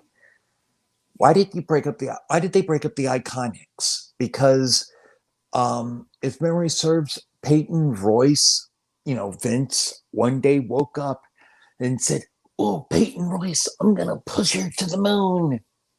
So I'm gonna break up the Iconics and I'm gonna push her." That push lasted about 2 weeks, and now she's relegated to shit. And look at Billy Kay on SmackDown. It's embarrassing how they're booking her. It's trash. Yeah, she caused the Riot Squad an upset victory. I said it. But this is just poorly booked. Yeah. And that was painful. Real quick before you give me your bits, I just looked up the name of the person that Ryan Nemeth, who is the brother of Dolph Ziggler, will be facing. He will be facing Hangman Page. He's facing Hangman Adam Page 1-on-1. So his debut on Dynamite his debut on Dark is against Dustin Rhodes, QT Marshall, and Nick Comoroto, and it is Dynamite Day is against Hangman Page. Oh hell! All right, cool. All right, your bits for me, please. Okay, for you. Roman's opening promo. Okay. Man. Okay. Something that was really fun to watch, Sammy's protesting. Okay. His old little protest thing. Right. Sasha Banks versus the sommelier, Reginald. Okay. Ziggler versus Cesaro. Mm-hmm. And Big E going up against Apollo Crews.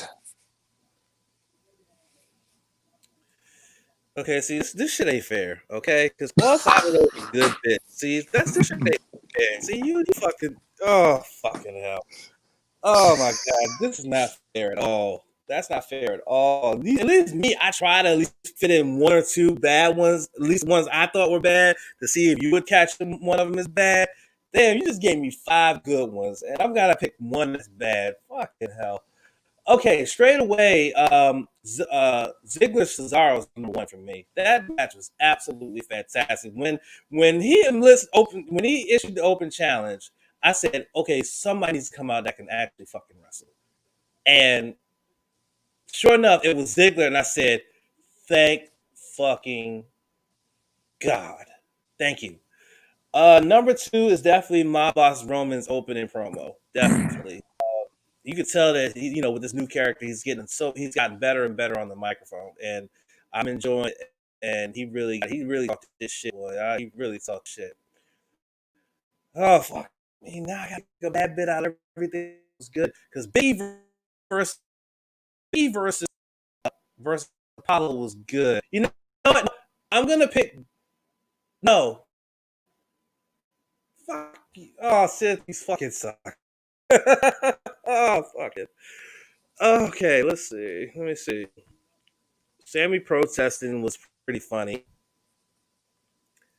Okay, you know what? And this is a stretch. I'm gonna say Sasha versus the sommelier only because there were some spots in there that were slightly sloppy, just slightly sloppy. But it was still an entertaining match. That's the fucked up part. It was still entertaining, and that dude was up there flippity dippity doing all over the place and having that little smile on his face. It was entertaining as fuck, dude.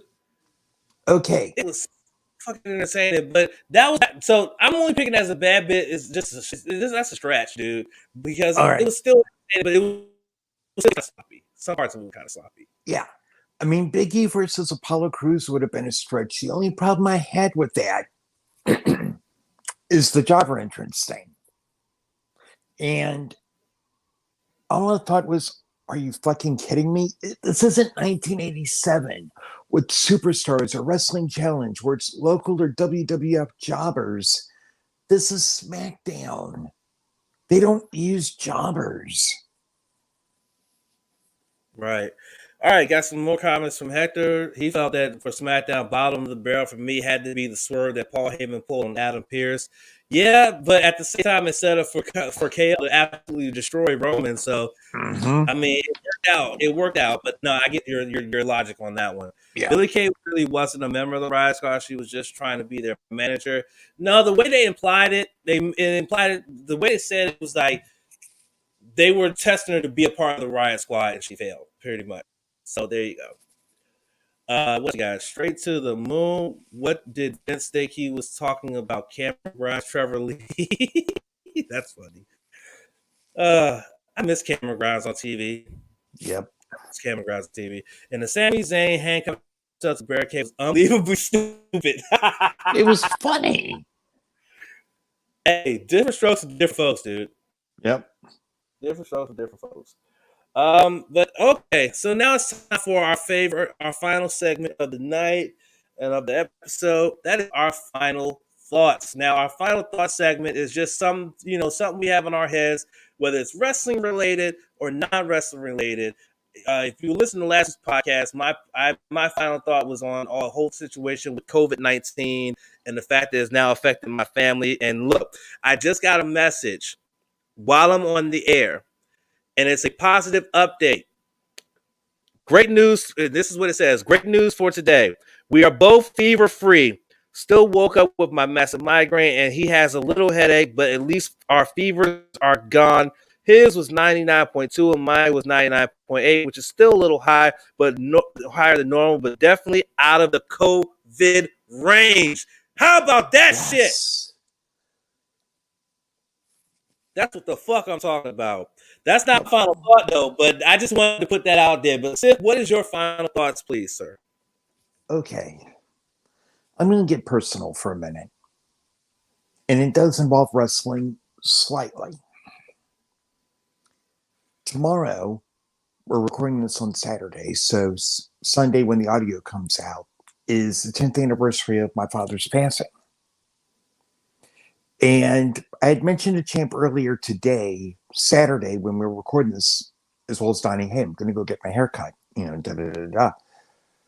And it brought back memories of circa back when my mom worked in Colonial Williamsburg. My dad and I would go there on Saturdays and we'd get my hair cut in the small barber shop where they were there wrestling. They would show wrestling. And back then in Williamsburg, you had both Richmond and Norfolk stations. So you could watch superstars in the NWA like that. A part of my love for wrestling was in that barbershop, watching not only superstars of wrestling, but also the NWA, concurrently, and just enjoying the contrast between the two programs. So, Pop, I know you're listening up in the great beyond, but I love you, man. Thanks a lot for everything, champ. Nice, very nice, very, very nice. Oh, and in the basement. In the basement. Oh, yeah, that's right, the basement. Basement. Yeah. It's just good shit. Yeah, it is. Part 2 of the Sith Essentials. And Champ, you know how we get the best 2 out of 3 falls and how you're doing challenges, for our middle segments? In Q&A this week, someone had the galls to give me 5 movies that I absolutely loathe and despise and say something positive about them. Oh, shit. Okay. Yeah, that's going to be hard. That's going to be hard. That's on Sith's Basement every Sunday, 6 p.m. on all these podcasting platforms that we are on as well. So make sure you check that out. For my final thoughts. So this week, someone put out a tweet on Twitter about Eddie Guerrero. And they asked the question of who is the next Eddie Guerrero. And the person that I'm getting ready to name, I never name on this podcast for very, very various reasons. But what he said and who he said was the next Eddie Guerrero is a reason why everybody is getting their shit off on him. I had to pull Sith off the ledge because I said, no, I want to be on that ledge for this one. You've been on the ledge enough. Let me get on this ledge for this one. Dave fucking Meltzer said that Will Ospreay is the next Eddie Guerrero. Uncle Dave, are you out of your fucking mind? Are you really that dense and that daft? Now listen, Will Ospreay is an absolutely talented in-ring performer. We're starting to get better with his character. The Commonwealth Kingpin character is starting to develop a little bit more and more each day. It's going to take him some time to get that character perfected to where it needs to be a really recognizable character. But with that being said, he is nowhere near the next Eddie Guerrero. And again, I don't have nothing against Will Ospreay as an in-ring performer, but Eddie Guerrero was a cut above the rest. He was a cut above the rest. There will never be another Eddie Guerrero. And as a matter of fact, Will Ospreay actually responded to this. He said in the tweet said this, quote, wonder how many compare Picasso to Banksy, 2 different generations of artists that offer 2 different qualities of art. It's just down to whatever you like. Quit comparing. I ain't ever gonna fill shoes or live up to anyone's expectations but my own, end quote. And I agree with them fully by saying this. We gotta stop this. We got to stop with the so-and-so is the next legend, insert legend's name here. That's got to stop. It's got to be so-and-so is going to be the first of that, that person. Like in this example, Will Ospreay is not going to be the next Eddie Guerrero. Will Ospreay is going to be the first and only Will Ospreay. He's already proven that before he became a heavyweight with the just absolutely eye-opening and awe-inspiring performances he's done, not only in the UK, but in Japan as well. So, I mean, come on. The comparisons have got to stop. And that's why I never mentioned Dave Meltzer on this podcast until today, because of the stupid shit that he puts out there that everybody flocks to because he's been in the business for X amount of years.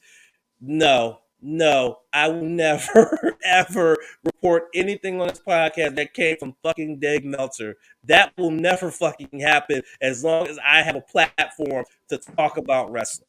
That'll never happen. And that's all I got for that. Tune in this coming Monday night. Again, we got Sports on the Hill podcast. The Wizards will be back in action this weekend after having pretty much a majority of their games canceled due to a COVID-19 outbreak that hit the team that caused up to 7 players to be infected with the virus. But some of them have been cleared to come back, and they will be back, at it to play.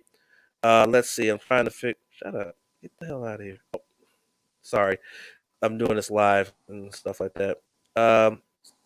They'll be back at it actually on Sunday. They'll be in San Antonio facing the Spurs, so we will talk about that, plus some moves that they made on the roster, bringing in another center to bring depth to the front, bringing in the center and a forward to bring depth to the front court. We'll be talking about that as part of the Wizards Roundtable.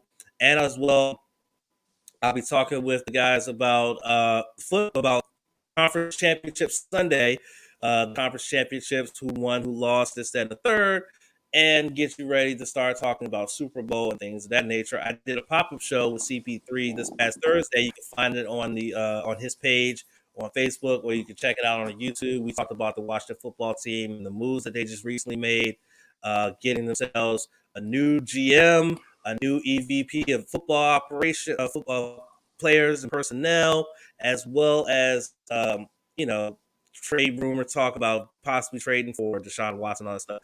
Just check it out. Really fun, really fun. But that's all we got for you this week for the No Spots podcast. Next week, we won't have middle segment because the middle segment will be a full on, in a different way. We're going to preview the Royal Rumble. So make sure you check that out. It's going to be new, it's going to be different, and it's going to be fun. So make sure you check that out.